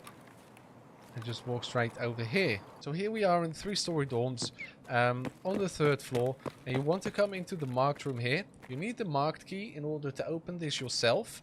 Then you can just go in and plant your beacon. But one thing I like to do is wait until the end of the raid. If I don't have the key at the start of a wipe or whatever, when I start a new account and I get to this task, normally I would just buy it off the flea market. But what you could do is wait until the end of the raid and just have someone else open it. So if you wait until there's like 6 or 7 minutes left in the raid, you should be able to just come in here with the door opened, and then you can plant your beacon and be done with it without having the key yourself. Looking at Spa Tour Part 1, please just go into my description down below and go into the quest Punisher Part 1, because that's where I show my pathing to kill scavs on Shoreline. All you have to do is kill them with 12 gauge shotgun headshots and you're good to go. So that doesn't change anything about the tactic, it just changes the weapon you want to use for this. Spa Tour Part 2 has 2 different objectives you have to complete. You need 2 beacons in order to finish this task, and then you have to survive a raid in Shoreline. But you don't have to actually survive the raid that you mark the helicopter and the road in. So that are your 2 objectives. Number 1 is mark the helicopter with the beacon, and then you have to mark the safe road with the beacon. I will show you guys where to do this, and I'll talk a little bit about how I like to do it and what my strategic tips are. Right here we have the helicopter. You have to mark it straight on the south side of the resort. Just mark it, wait 30 seconds. I normally like to come down here in order to wait for it, because this is, in my opinion, quite a safe spot, especially if you get like behind the rocks or lay down here. I don't feel like this is a very dangerous position to be. That's how I like to do it. Just wait 30 seconds and you are good to go. Again, this is a very dangerous spot, so no shame in waiting for the end of the raid or waiting until you get a spawn anywhere along that side of the resort, because that is the closest spawns to that helicopter. Part 2 for the safe road. This is right here, so just walk this way from the helicopter and you'll be able to get that done instantly. Just plant it here. It is as simple as that. Not a very difficult task at all. Just make sure to plant it on the road and you'll be good to go. Next task we're talking about is Part 3. This one is a little bit more complicated, but the way I do this one is make sure to upgrade my hideout as fast as I can when I start the wipe. Now, I hope you guys watch this entire video before you actually get to this part, but most likely you won't. So I will show you what you need in the hideout in order to get all these items you need for this task, because all these can be made in the laboratory level 2. But for that, unfortunately, you do need the generator level 3 and defense level 3 and scare level 3. So that means that it's a little bit difficult for most people to get to that point. But to be honest, once you get to Part 3, I feel like for most people that's actually quite late. They will get here quite late. First of all, get your laboratory to level 2 if you can. Then you'll just be able to craft all these through the laboratory. I can show you the recipes, but it doesn't really matter. You can look up the recipes yourself. You can just buy all the items you need for those recipes from the flea market, and then the items that come out of that hideout crafting will be found in raid. Now, if you did not level up your hideout like I hope you have, the way to get these from actually finding them in a raid is going into the description down below, look up my safe customs loot run and run that loot run, because trust me, if you do that a couple of times, it's very easy to find all these items in the buried caches in the ground. Man, I cannot stress enough how good that loot run is for all your items that you need for tasks. Almost all of them and almost all the hideout items are just found in that loot run, and no one is really doing it anymore. So far this wipe, I've been able to just do it over and over again, and only 1 or 2 stashes have been looted every single time. So that is the way to find these in raid. But again, I highly recommend you guys level up your hideout so you can not have a problem with any of these items and you can just craft them in your hideout yourself. Next up, we're looking at Part 4. And for Part 4, I can't say the word properly, I'm sorry, but you want 2 keys, the West Wing room 219 and West room 220. I'm not going to keep showing you guys where to find these keys, because at this point I feel like you guys have availability of the flea market and you'll just be able to buy them. Otherwise, just run your jacket run on customs or on reserve or whatever in order to find these keys. But you want to look for room 219, which is all the way in the corner of the West Wing on the 2nd floor. You want to look for 219 and 220. So 219 is right here, 220 is straight next to it. What I do recommend you guys do is buy the 220 key.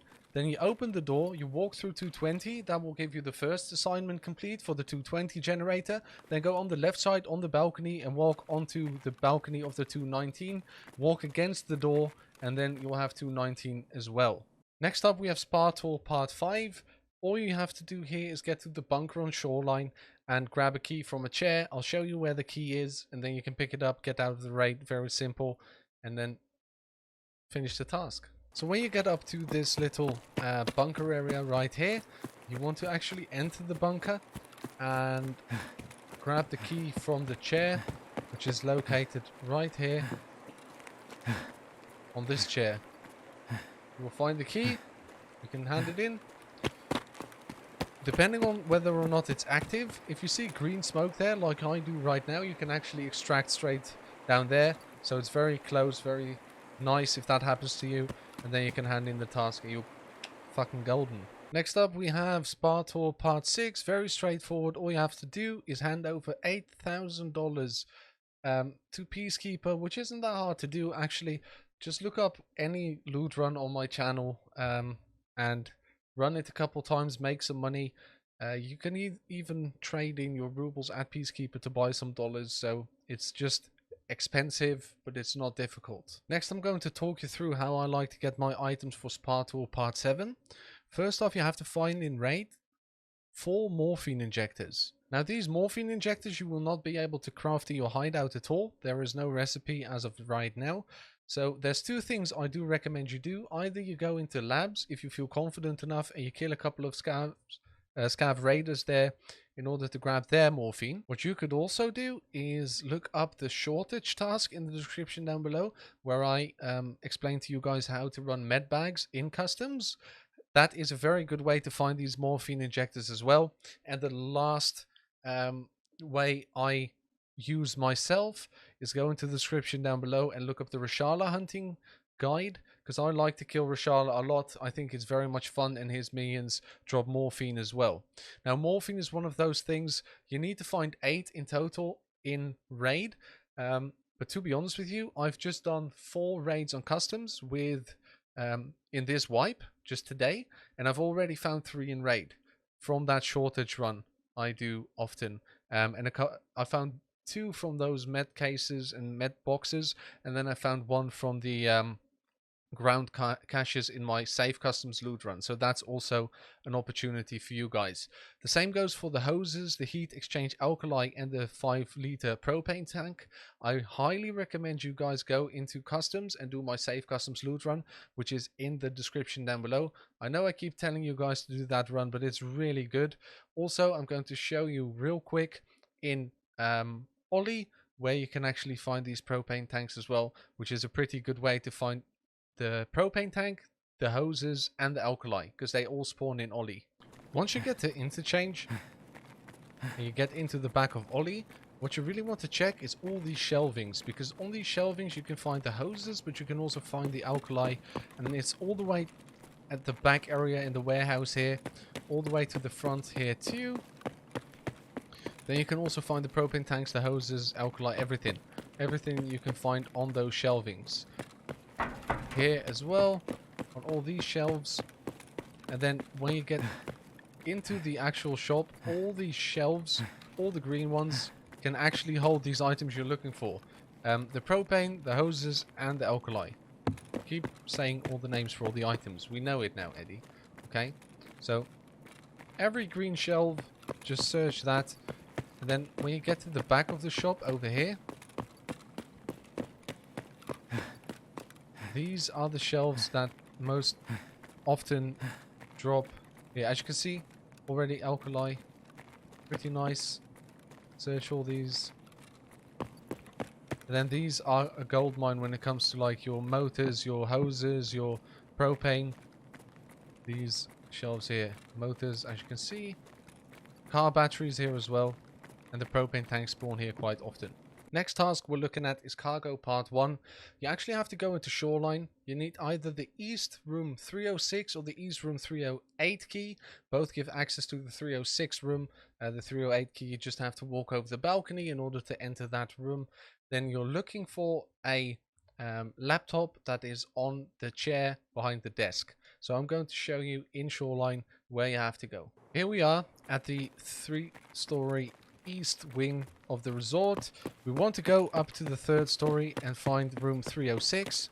So you just get up there. Not very difficult to find. 306 is in the closed bit, so you go to your left. Then you have 308. Actually, you can also go into 308 and then go through the balcony to get to 306. But 306 is the actual room you want to get into. Like I said, because the wipe happened, we don't have these keys, so I can't show you inside. I'm sorry about that, but I'll have a picture up on the screen. You are looking for a laptop that is on the chair right in this room. Here is the picture, and you'll be able to easily find this. Cargo Part 2 is a very easy task just because you don't need any keys or whatever for it, but you do have to get into the resort, so that is a little bit tricky, I guess. I'll show you from the outside of the east wing how to get to the room and where the item is you have to find. Keep in mind, when you get to the resort, it's always very dangerous, so don't feel shy to just wait until the end of your raid, or only go there if you have a very good spawn for it. I highly recommend waiting until end of the raid for these kind of tasks if you don't feel very secure in firefights and close quarters. So Let's just jump into shoreline and I'll show you where to get. Here we are at the outside of the east wing. You want to just jump inside and then go to your right. And it's actually very close to the entrance. This is room 108. And then the item you're looking for is right here on this barrel. It's right there.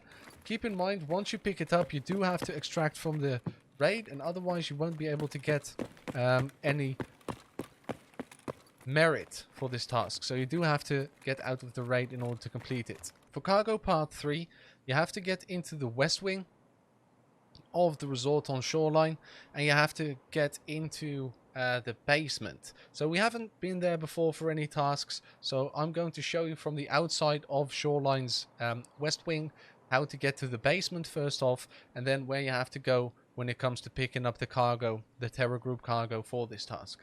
So here we are at the west resort wing. I'll look around so you guys can get your bearings. You just want to come in here and instantly go down. Then you go to the right and you can see the entrance to the pool straight in front of you here. Then when you get to the pool, you want to get to this hole in the wall at the end of it. And this is where the cargo is. So you'll see a package where I don't, because I'm not on the task, and you will be. Just grab that package and you're ready to get out of the raid. Keep in mind, you do have to actually successfully extract in order for this task to be completed. For Lend-Lease Part 2, I'm actually very glad that I can show you a video that I've made before. What you have to do for this task is find these Vertex programmable processors and then military wireless signal transmitters. And I have actually made a loot run on reserve that is very, very good for finding these items. It is in the description down below, and it's called the Pastilli Code Red Tournament winning loot run. If you run that, I think if you run that 4 or 5 times and you're a little bit lucky, bring weapons though. Don't run it naked, because everyone's running that, so you will have to fight. Most people pistol run that, by the way. So make sure to grab these items from that loot run and you'll have these in no time. And it's also a very good loot run just to make money, because these Vertex are like 65k when you sell them to a therapist, and then these military wireless signal transmitters are like 110. I think so. I think they are 110k. Keep in mind, you can also just buy these from the flea market if you don't want to run them yourself. But I feel like the loot run is so good that why waste your rubles on it? Just do a couple of fun loot runs on reserve and you'll have them too. Wedgel Part 1, I highly recommend you guys go into the description down below and you look up Punisher Part 1. That is the part of this video where I show you guys how I kill scavs in Shoreline. The only difference here would be that you have to do it with either an M4 or an ADA with a suppressor on it. So just look up that video in the description down below and you'll have no problem finishing this task at all. It's not a very difficult task. It's actually quite easy, especially if you use that little route I show you guys in Punisher Part 1. For Wedgel Part 2, you have to go into Shoreline again. What you have to bring is 1 beacon, and then you have to mark a house on the little island. You can cross the barge over to get to that island. I'll show you right now. So once you get to this island, this is the barge you can cross over to get here. You just have to plant a beacon on this island. But as an extra tip, there is also a couple of item spawns here, like weapon cases, crates. It's not a case, that's a crate. Just look around this house, and also there's a couple of med bags. You might want to check in here, and definitely check in this shack, because you can find another weapon crate straight on the table there. For Wedgel Part 3, all you have to do is find a car on Shoreline. It is on the southern bank of Shoreline, with anywhere in between the barge and the gas station, but I'll show you right now where you can find it yourself. So here you have the barge, and then what you want to do is make your way over to these cars in the far distance over here. This is on your way to the gas station, like I said before, and all you really have to do is look at this banged up, what is it, a Vauxhall? Looks like it.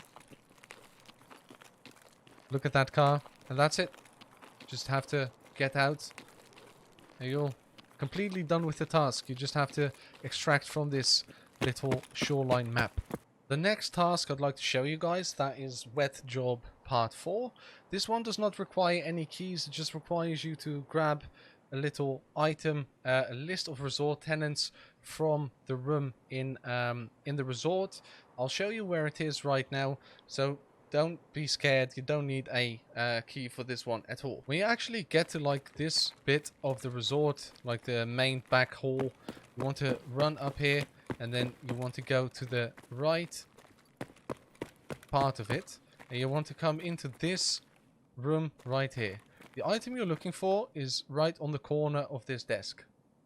Pick that up and you're ready to get out of the raid. Keep in mind you do have to extract successfully. Next up we have Wet Job Part 5.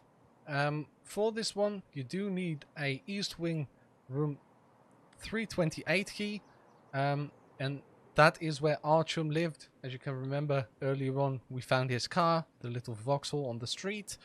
So this time around we have to find info on his work, and you will find that in that little 328 room on the PC under the table. So when you get to the East Wing right here, you want to go inside and you want to go to the 3rd story of that East Wing. Keep in mind, I've said it before, I say it every time for those of you who are just coming into the video now, in order to see how this little task works. You don't have to worry at all if you want to wait until the end of the raid in order to in order to get in here and complete this task. Don't worry about that. I think there's no shame in it. This is a very difficult spot to fight, especially if you don't like close quarter combat. So you're looking for 328. You want to go inside here. As you guys know, the wipe has just happened, and so I don't have any of these keys, so I'm going to put up pictures for you guys so you can actually see inside the room where you have to loot these items. So as you can see, the item is straight on the PC. Just grab that and you can instantly make your way out again. Keep in mind you do have to extract successfully from the raid in order for this task to be successfully completed, so I do recommend once you grab the item, just get out of here. Wet Job Part 6 is finally a task where you don't have to go into shoreline. All you really have to do is reach level 7 in the sniper rifle handling skill. Now if you guys want a tip on this, the easiest way to do this is just from the start of the wipe, play with the Mosin all the time, and every time when you run around the map and you're not in immediate danger of fighting, keep reloading your Mosin, because every time you reload you get like 0.1 point for the skill sniper. So that is definitely one of the best ways to level this little sniper skill up, and otherwise to reach level 7 in sniper skill is very difficult if you don't do it like that. I wouldn't even know how to do it then. Like, that takes so many points, so many hits with snipers. If you don't just go into reserve for days and days and days and snipe with like an M700, then it would be very difficult to get level 7 otherwise. Now to one of the more difficult tasks in Escape from Tarkov, the guide. You have to survive a raid in every single map. Every single one, even labs, which is ridiculously hard. This is a very hard task. So what you want to do, my number one tip is don't try and do this by yourself. Do this with a 5-man squad if you can. Because if you have to do this yourself, it's going to be very difficult. If you survive an interchange but you die in shoreline, you have to start over again. If you survive an interchange and in shoreline you have a run through, shoreline doesn't count. So run throughs don't count. If you die once, you have to do it all over again. So that's why this is the most annoying task, at least. But it might also be the most difficult one. In order not to get a run through, nowadays you need 600 experience points in that raid, or you have to wait in that raid for at least 10 minutes. That are the two ways of not getting a run through. So I'm really struggling with giving you guys tips for this. I would definitely say go in with a 5-man squad and go for the 10-minute mark. Just have your mates cover you. If you are doing this solo, I highly recommend you being really fucking good at the game, because otherwise it's just going to be very difficult. One thing I can say is to wait till it's a little bit later in the raid before you move, so just hide for the first 10 minutes or something, maybe even the first 25 minutes, and then you can just make your way to the extraction, because you'll be in there for more than 10 minutes and you can get to the extraction and extract and not have a run through, so it will actually count. So that's it. Very last task for Peacekeeper is Peacekeeping mission. I'm just going to tell you where to go in this video to get the guides for this. You will have to have a Yunta helmet and body armor on. So those are those blue ones like this, and then any sort of Colt M4 A1 will suffice. You have to kill 12 scavs on customs. In order to know how to kill the scavs on customs, please go into the debut task down below. To see where to kill the scavs on interchange, please go into the description down below for Decontamination service on the therapist tasks. And for the scavs on shoreline, please go into Punisher Part 1 for Prapor. And for woods, please go into Shootout Picknick or Punisher Part 4, and you'll be able to find where to kill the scavs in woods. So that is all for all the tasks given to you by Peacekeeper, and we are going to continue with the mechanic. I've decided that for the Gunsmith tasks, I'm not going to make any guides for you guys in this video. The reason why is because 2 or 3 days ago, Pestily actually launched a video on YouTube, which is so amazing that there's no point in me doing it again. He explains every single preset you need for Gunsmith, so hopefully you guys watch that. I'll leave it in the description down below, and hopefully he doesn't mind me pointing you guys in the direction of his video, because honestly it's amazing and I wouldn't be able to do it any better than he did it. So we should honor who deserves to be honored, and his video is amazing, so watch it. First task we're going to talk about for mechanic is farming part 1. You need 2 of these toolkits. Set of tool, grab 2 of these in order to complete this task. And then we are going to jump into factory. Now you might want to do this in nighttime, because factory is one of those PvP maps and it's very small. But if you do feel confident in fights in factory like me, then this one isn't much trouble at all. Once you get to factory, first thing you want to do is come into this little area right here. This is the first or second place you want to actually fix. So you just want to sit here, hold F for like 20 to 30 seconds, and then it's done. And the second one is very close to here, which is right over here. Now, if you do want to get this task done, I highly recommend going in the description down below and looking up my guide for Stir Up. That explains some of the tactics I use when fighting PvP fights in factory, so I think that will help you guys immensely. Next up we have farming part 2. In this task you have to grab a couple of items which you don't have to find in a raid. So honestly, just buy them off the flea market if you can, and you will be able to, because you can only start this task level 12. But if you don't want to do that, the power cords, you have a best bet by either doing my Safe Customs loot run through the description down below, or looting these from any computers you can open up and find these power cords. Power cords, not paracords, of course.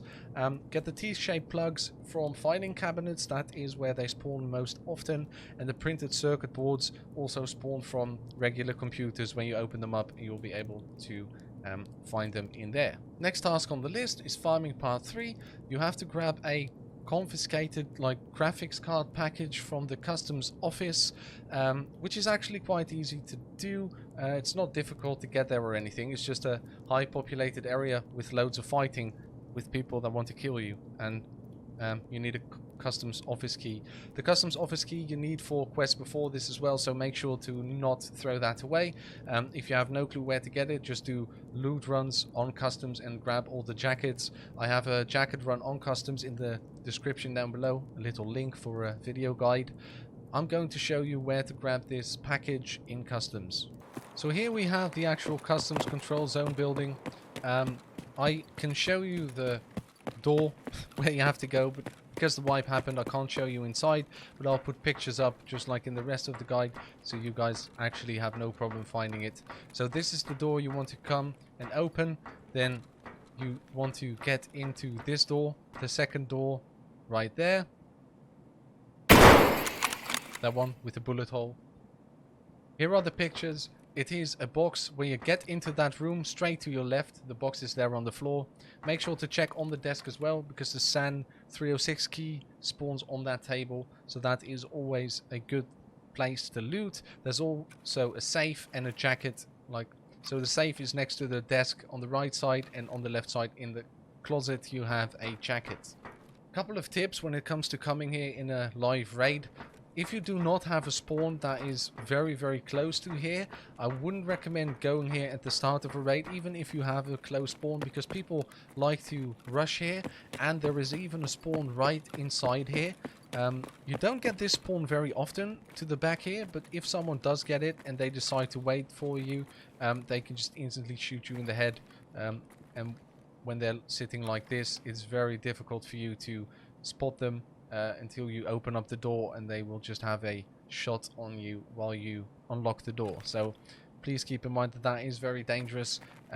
I like to just get here when I spawn on the other side of customs, and I get here at the end of my raid, but that's just personal preference. Hopefully you find these tips helpful.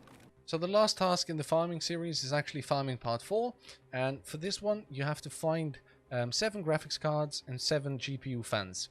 But you do have to be level 14 in order to start this task, so you can buy all these off the flea market. Now, if you do want to find the graphics cards yourself, you can find them in any computer, but it's a very low, very low drop chance. And there's also a loot run I have stolen from Pestily. It's in the description down below. He used this loot run to win the Code Red tournament.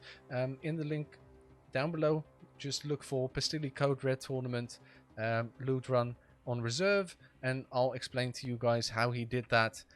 All credit, of course, goes to Pestily, as the title suggests. The signal part 1, you have to just go to a certain area and look at one of these flying saucers, and then that's it. I'll show you in the map where you can actually find these, and it's not too difficult. I'll make you a little map so you know exactly where you need to go. So first things first, you do want to come to the west wing of the resort right here and come to the far side of it, because you are looking to get up onto the roof. Now this hole in the wall is very close to the staircase, as you can see. You just want to come up and you want to get to the very top floor. You want to go up on the roof here and just run straight to the far side of it. Keep in mind this is pretty tricky. There can be people on the roof straight in front of you, and they can shoot you from like below, I guess. But if you sprint quick enough, you should be able to just get here without too much trouble. And if you just walk here, then for signal part 1, you will have scouted the area, and then we have to get to the second signal source. The second area you want to get to is this little field here by the radar tower. I'll show you a map where you can find it. So at this field, I never really know which one it is exactly, so just walk past all these and until you hear like the bleep and see it on the bottom right corner of your screen that you've updated the task. Next up we have signal part 2. For this task you have to find in raid loads of items, so unfortunately you won't be able to buy any of these off the flea market. Now there is a couple that are very simple, like the PC CPU. Just search all the PCs you find, but there's one trick I can give you guys for this entire task, and then we'll go over where to find these broken G phones. So for the CPU, rechargeable batteries and the printed circuit boards, you want to do the Safe Customs loot run, which is in the description down below. The PC CPUs you can also find from any PCs on the map. The rechargeable batteries can quite often be found in any drawers, so the filing cabinets. And then the printed circuit boards I normally just find in either PCs or my customs loot run. For the broken G phone, there is a spot in Idea on Interchange. I really like to search for these. Just a little tip, if you're ever close to there, I'll show you where to find a couple of them. So when you get to the front of Idea here, all you want to do is just come inside and go up the escalators. There are loads of PCs in this room I'm going to show you as well, so you might want to come here to check those too. For the other items for this task, the office I'm talking about is just here in the corner. And so on these tables you have your spawns for graphics cards, broken LCD, but also the G phones. They can also spawn on the tables here, as you can see. You have loot spawns there. On these tables there's PCs here as well, so one there, then you have a couple more over here, one here, and more loot spawns on these tables. Just check all the tables, really. And then more PCs here. So that's a good one to search for those items. Check on the boxes here too. The really good place for the G phones is these shelves in the back here. I have found numerous G phones on the floor here. And on these shelves. Nixel, just your tech items idea is very good for your tech items, but keep in mind you can also go for your safe customs loot run, and that way you shouldn't have much trouble if you keep these items straight from the start. I've never really had a problem with this one with my tactics. I've never really had to go out of my way to search for these items. For signal part 3, you get 3 of these signal jammers. What you want to do is go in the description down below, go to signal part 1. Those are the 2 first transmitters you have to jam, and then the third one I'll show you right now. Reason why I'm telling you to go back into the description down below first for the first 2 is because this video is long enough. So I'm just going to link you guys to that part of the video. Those 2 are very easy to find. Just jam them and you should be alright. Now the third one, the third little transmitter you have to jam is right here at this radio tower. It's a good landmark because it's right under here. Just stand here, place the jammer, and then it jams that thing. By the way, for this one you have to place it on the tower itself. So just go up to it and wait until the little green box appears and then press F. Keep in mind that you don't have to get all of these done in one raid, and once you've jammed one of these you don't need to do it again if you die.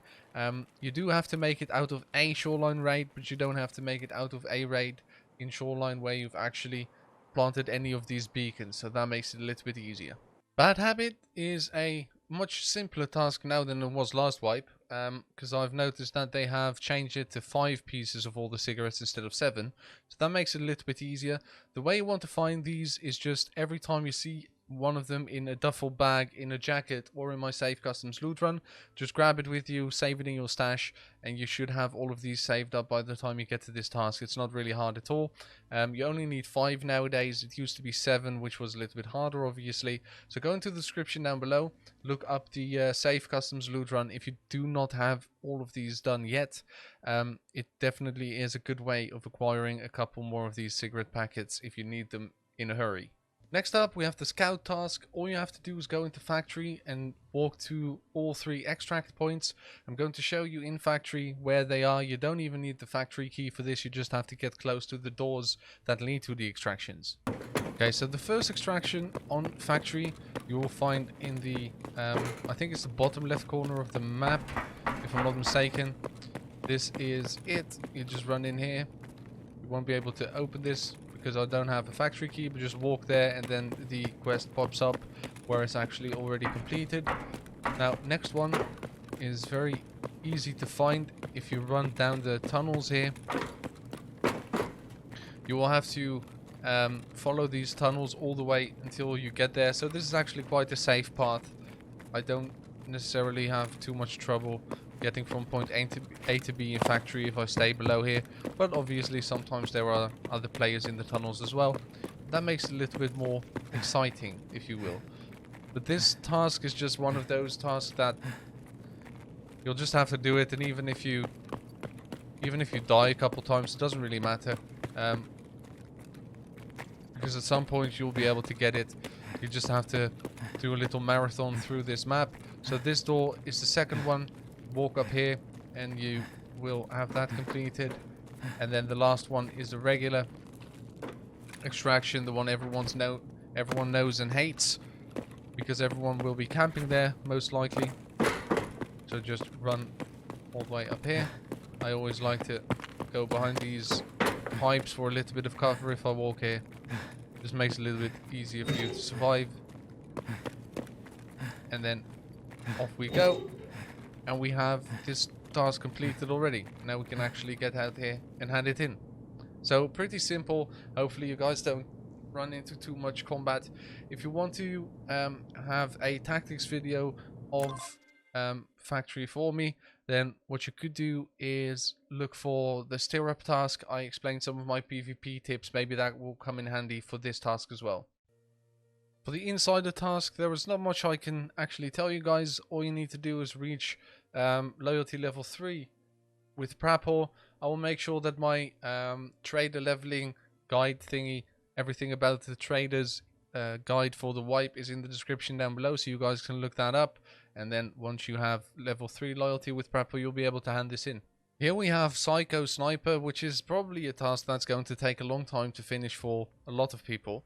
What you want to do in order to level your sniper skill effectively is at the start of the wipe, just play with the Mosin a lot, and every time you walk around without fighting anyone, just reload your Mosin, because every time you reload the Mosin, you get a 0.1 point for sniper skill. If I'm not mistaken, it's 0.1, it might be 0.3, and this way your sniper skill will be updated, upgraded passively, and every time you land a shot with a Mosin, you also get XP. If you try to do this with actual playtime with snipers, then it's going to take you much too long, so that's a way.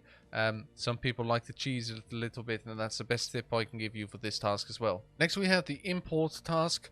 I'm going to go out of my way of saying, please just buy these items from the flea market, because of all the hours that I've played Tarkov, I have once found one VPX, and that's it.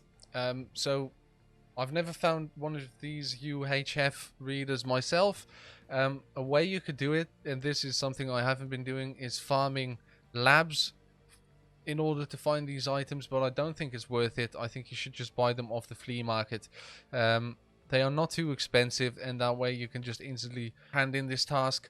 These items are also supposed to be in duffel bags, in the buried ground caches, and in weapon crates, but I've never seen them in there, and I must have done the safe customs loot run with like 10 to 12 of those ground stashes at least 200 times, at least, way more probably, but I've never seen them. So the either I'm just very unlucky, or the loot spawn rate is just so low that just buy them.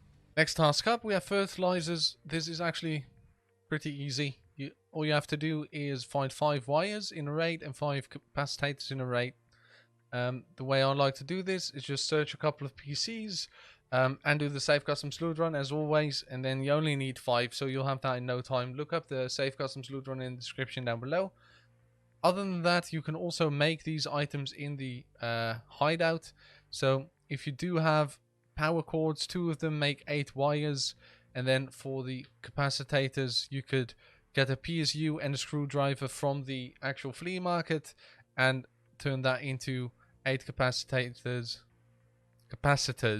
Why do I call them capacitors? I don't know.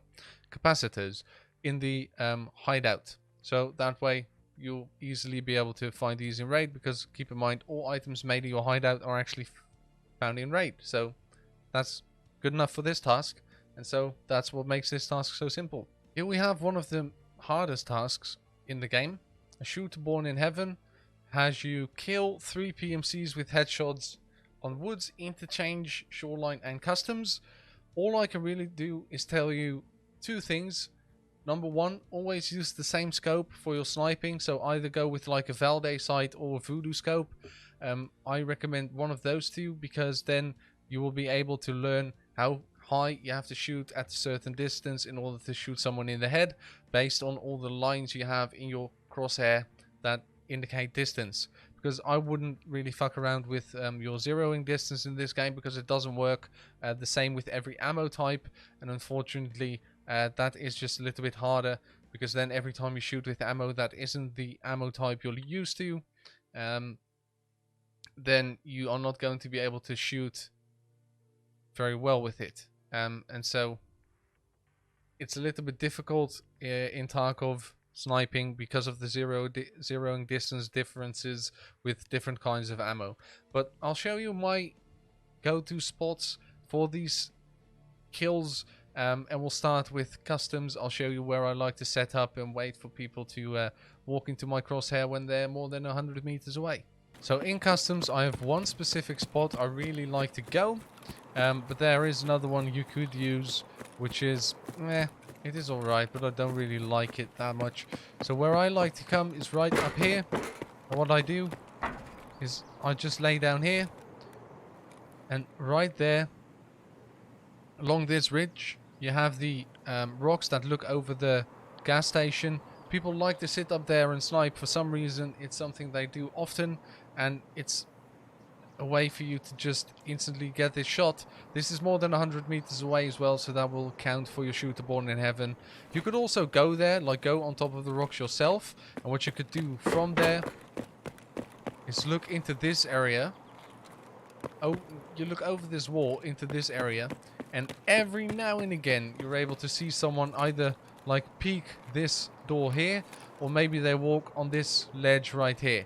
But if they're anywhere at this site, you will be able to get a shot in on them, but it's a very difficult shot. You don't have a very good window and there's loads of cover, and that's why I really like this spot on top here, because people don't really expect you to be here. Maybe if this video gets loads of views, then we'll see more people here, but this has worked a charm for me.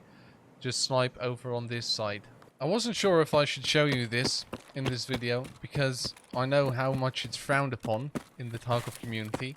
But I feel like it's okay to do it for this task specifically. I do it for this task on Shoreline and on Interchange, and that is extract camping. Everyone loves it, but seriously, this task is so annoying that, and so hard as well. And one more important thing, Pastilli said it's okay, so who am I to disagree? If you sit here and someone comes down the road in order to extract, and you catch them somewhere around there, or maybe you catch them in the woods there, maybe you see someone walk on the barge, like you have a pretty good angle on a decent size area of the map that is actually used by people. Because Shoreline, the problem is you can go and set up somewhere in the woods, like on the fields, but people don't go there. Sometimes you have to sit like 10 raids, wait for 40 minutes, you don't even see anyone. So in that case, I would just come and sit here and try and get your 3 kills really quickly. It's only 3 kills. Don't do this if you don't actually have to do this task. Don't just be a dick and extract camp people just for fun.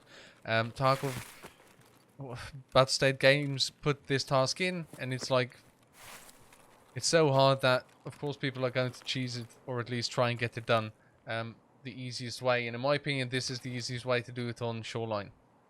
Now in woods, make sure the weather is not like this if you're trying to do this task, because that's not really going to work out great for you.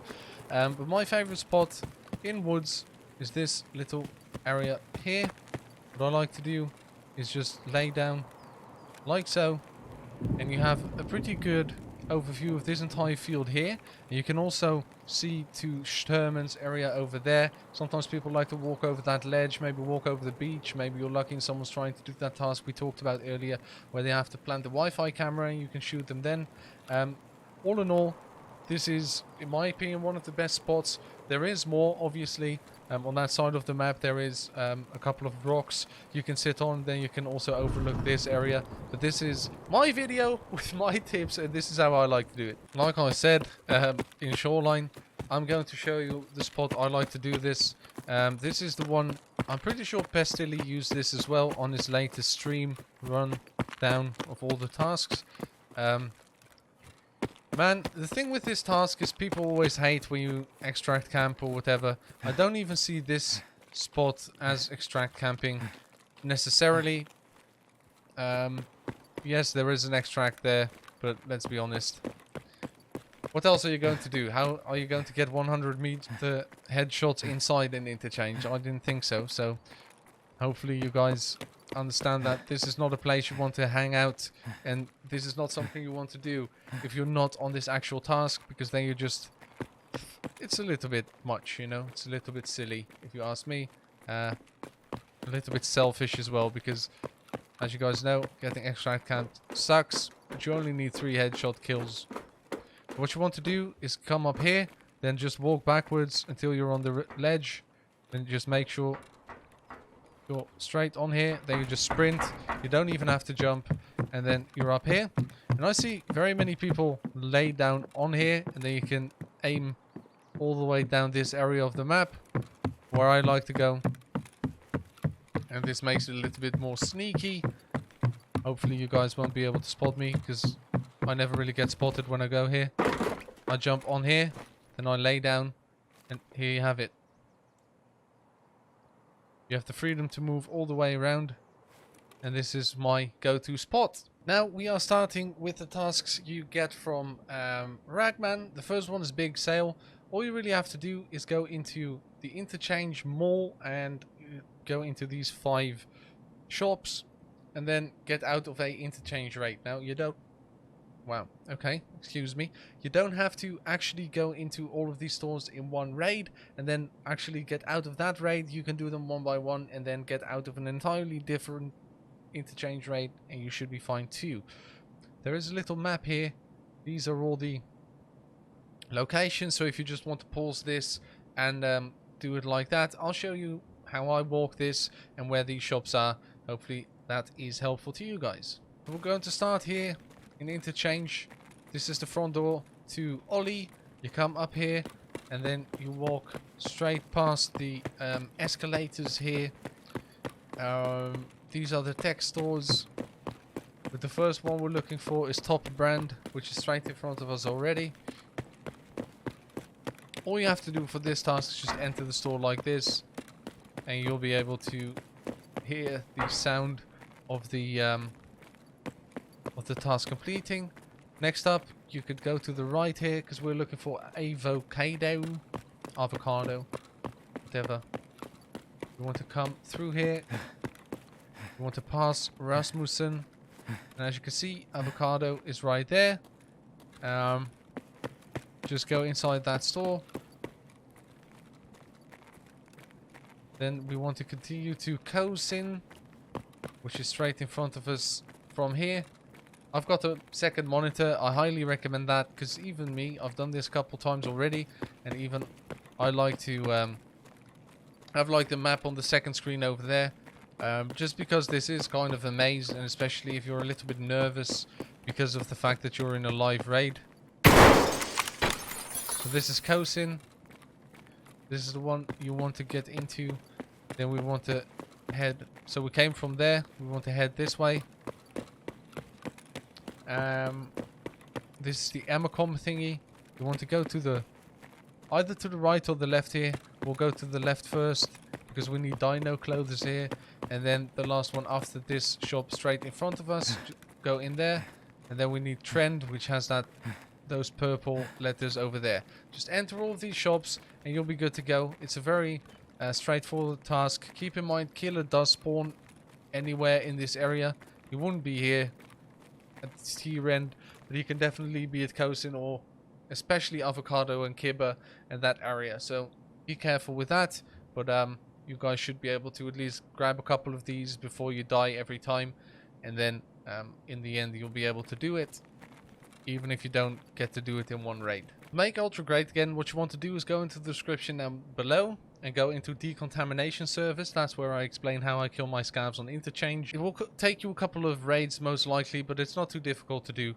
So, description down below, Decontamination service. Dress to Kill is a buyable task, so all you really have to do is grab yourself some Ushanka ear flap caps and cowboy hats. You can buy these from the flea market, but a way to get these yourself is killing scavs. So you could go into the description down below to my debut task guide. There I show how to kill scavs on customs, and then Decontamination servers I show how to kill the scavs on Interchange. Those are both very good maps in order to do this on. For the Blood War part 1, you have to run a lap around Interchange. You have to mark 3 tanks. I'll show you guys where to mark these. They are all on the outside perimeter of the map, so you don't have to go into the mall, which is good.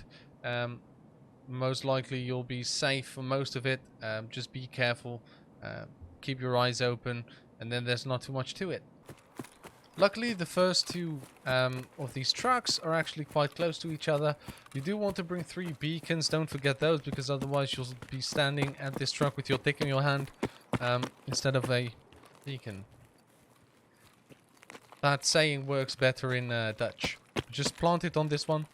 This is number 1. And then you want to continue on to the power plant straight in front of us there. Here we are at the power plant. This is the second truck. All fine and dandy. Just plant this. There's actually spawn right here. So maybe get lucky and you can plant it straight from spawn. So the last truck you will find here straight on the road. That is the main entrance to the mall. You just come to this road and plant it right there. And that's the last one. Now you do have to get out of a interchange raid. It doesn't have to be the same one in which you planted the trucks or one of the trucks or whatever. So makes it a little bit easier for you guys. Next up we'll go and take a look at gratitude. All you have to do is grab 4 items. A ghost balaclava, a she-mag, a Ray-Bench hipster reserve sunglasses and a round frame sunglasses. And you want to place them on the pier in woods. I'll show you where the pier is. It's very simple, but you do have to sit still for 80 seconds. So for this task, I highly recommend bringing a friend that can cover you. It's just a dangerous task altogether just because of the fact that you have to sit still for 80 seconds with all the snipers around on woods. Having a friend there covering you might be good, but if someone's just sniping and they see you there, your friend might not be able to spot them before they spot you. You will be a sitting duck. But I'll show you where to put these items. So here we are right in Sturman's little sawmill in woods. You want to come down to this little pier area here. These are the barrels where you actually have to plant the items. So the only thing you could really do is try and sit a little bit like this or whatever. Honestly, I would have liked if you could have gone in here, then at least you wouldn't be as visible from that area there. I would probably sit here because some people like to camp over there to get their 100-meter headshots. Just try and get as much cover as you can. But this is going to be very painful if you have to sit here for 80 seconds. But you might get lucky and no one even takes a second look at this pier, or a first look for that matter. So good luck with that, guys. Hopefully that was clear for you, and now you will be able to finish this task by yourself. Sales night, you have to survive 7 raids in interchange.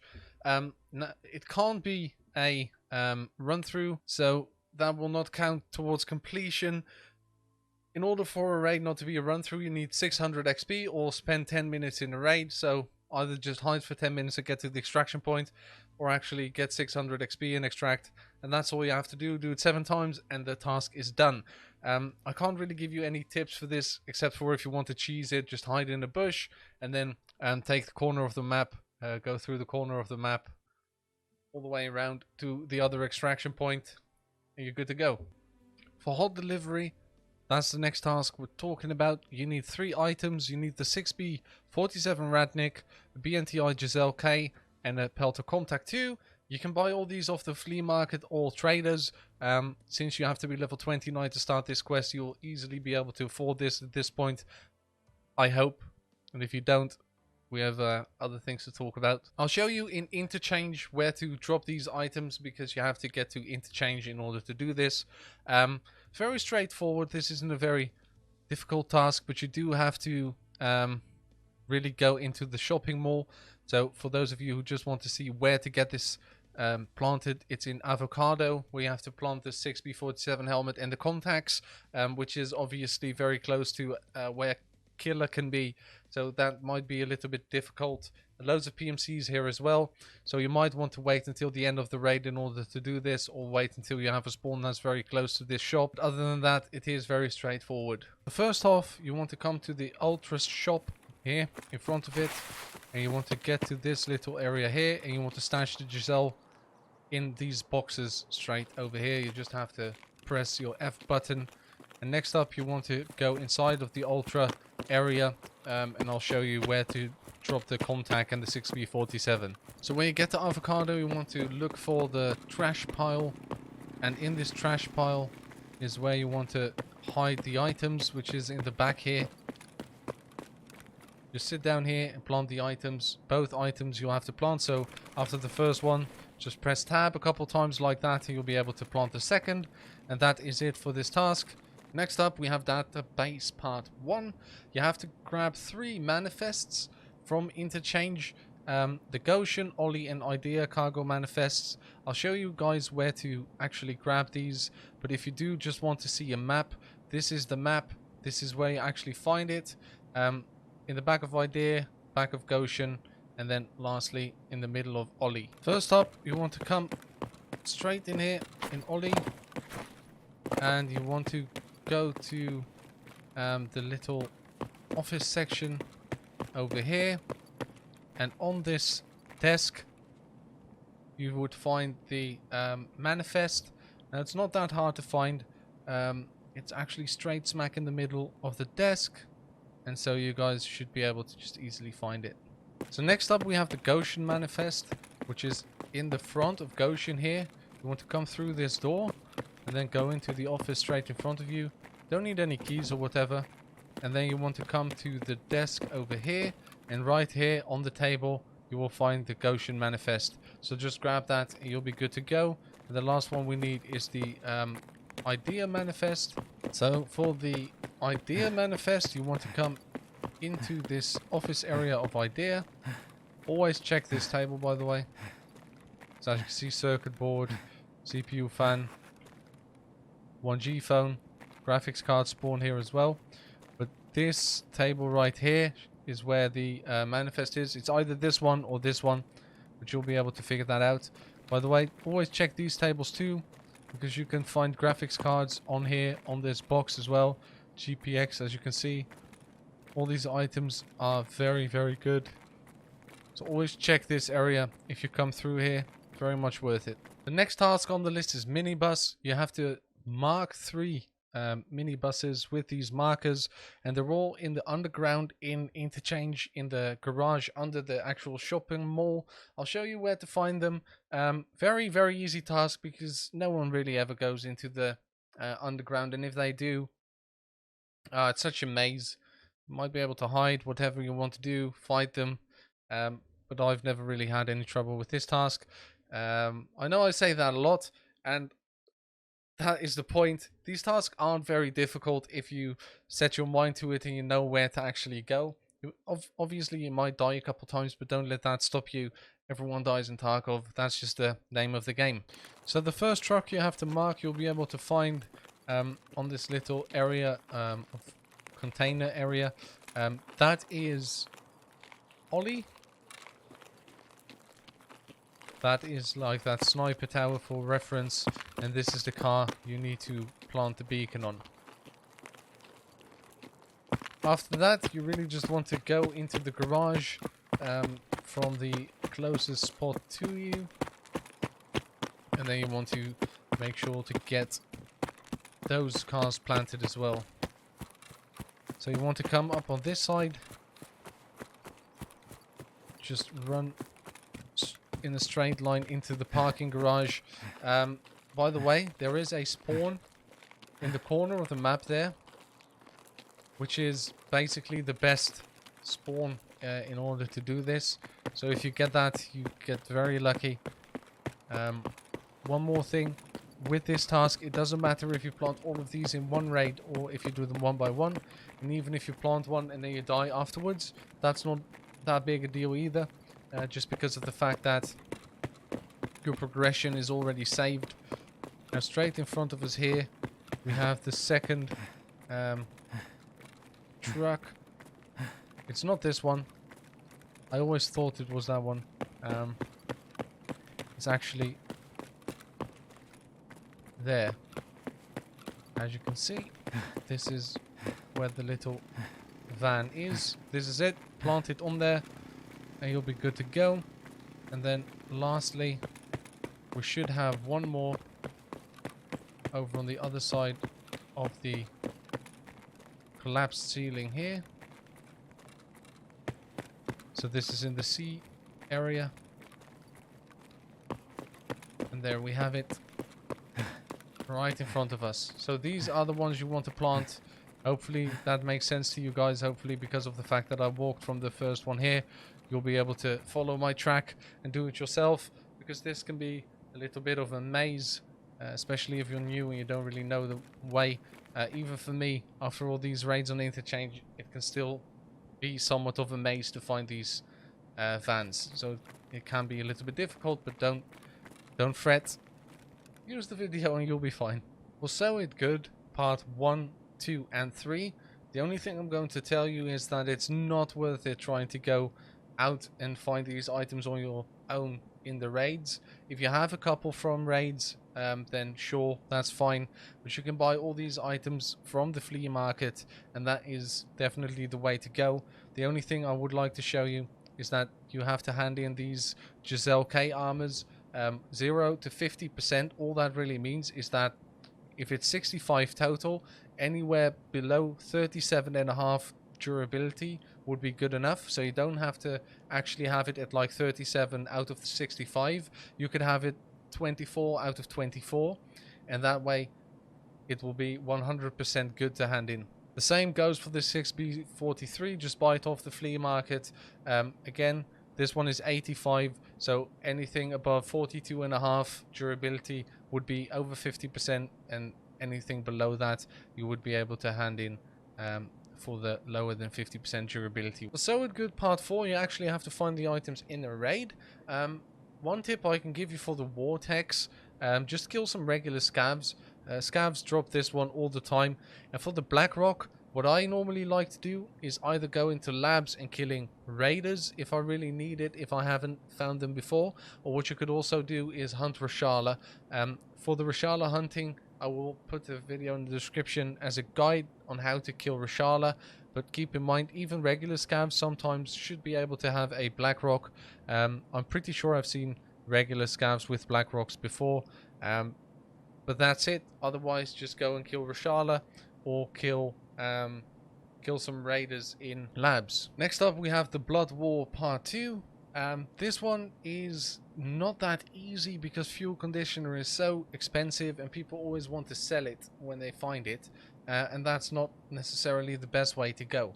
Now, how I always find my fuel conditioners, even before I get to this task, in most instances, is running my Safe Customs loot run. I know I say it all the time, but in those ground caches and the buried stash cases, oh my god, all these items are in there, and they're up for grabs because people don't do that run nearly as often as they used to do anymore. Even after the wipe, maybe that will change, but I don't think so. I think this is still a very good run to do. Other than that, you can actually find these quite often in Ollie. If you go into this video, into Spa Tour Part 7, you'll be able to see a run that I do in Ollie. And on those shelves where I show you where the propane can spawn, there's actually a very small chance of spawning fuel as well on the green shelves. So watch that, you'll be able to know what I'm talking about. But honestly, all you need for all these items, or almost all these items you need to find in raid for tasks, is the ground stashes on customs. You could also look up a ground stash loot run for either interchange or shoreline, but to be honest, I don't have those on my channel, and I don't do them nearly as often as the customs ones, so that's just why I recommend the customs one instead of another map. But the other map should work fine as well. Next task we're talking about is the key to success. You have to find 2 clothes design handbooks for Ragman in interchange. The first one is on the bottom floor of the actual shopping mall inside where Killer walks around, and the other one is 1 floor above, if I'm not mistaken. I'll show you guys where I find these and make little maps for you as well so you can see where it is exactly. So from the front of the store, this is where we are exactly. From the front of the store, it is your first bookshelf right here, and you just grab the book. Pretty sure the book is this one on the side here.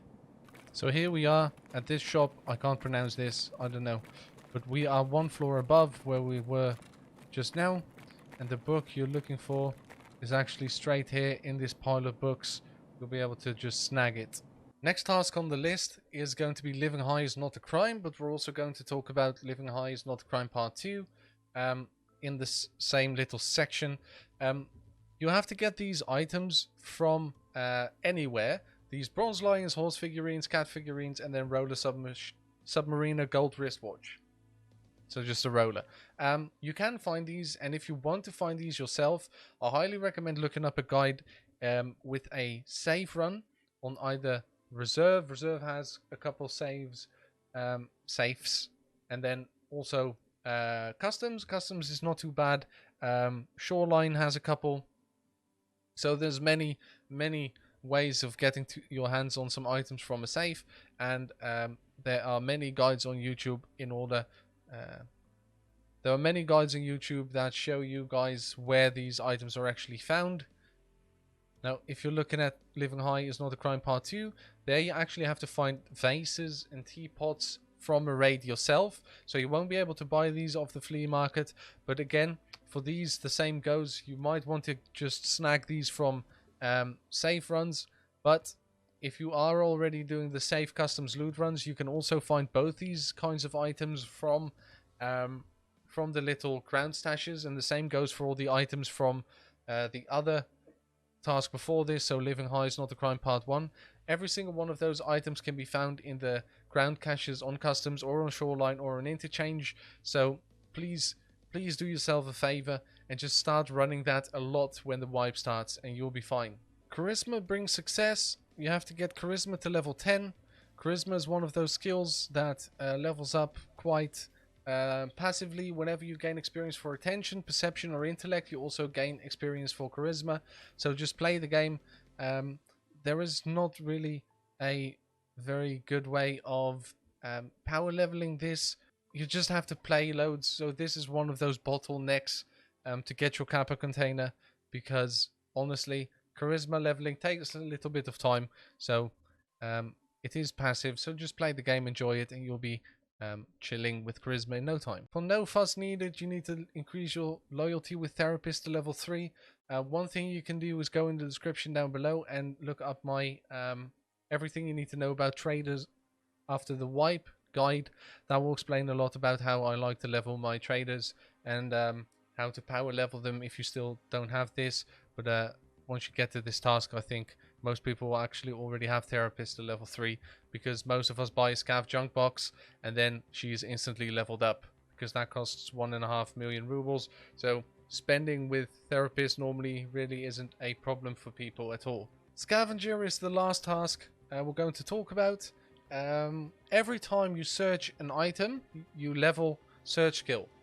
So when you do your safe customs loot run, every time you search an item in one of those stashes, you level up your search skill. So just do loot runs in either customs with the stashes, or even better, find a good filing cabinet loot run that suits you. And my recommendation would be looking up some of my videos on reserve looting and how I like to play reserve, because there is loads of little filing cabinets in reserve which will help you guys level up your search skill.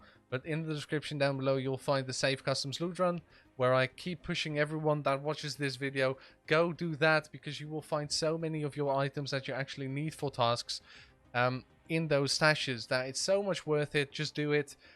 You will thank me later, trust me. And that concludes this video, because I have decided not to do the Jaeger quests in this encyclopedia because of the fact that I haven't done them after the wipe myself, and BSG has stated that there is very many things that are going to change with the Jaeger tasks. So I guess because the wipe is already live now, that it has changed. I can make a video on them later once I've done them. If that's something you guys want to see, leave it in the description down below. But I'd like to thank you guys for watching all this. I know it's a huge video. It was a lot of fun to make for me.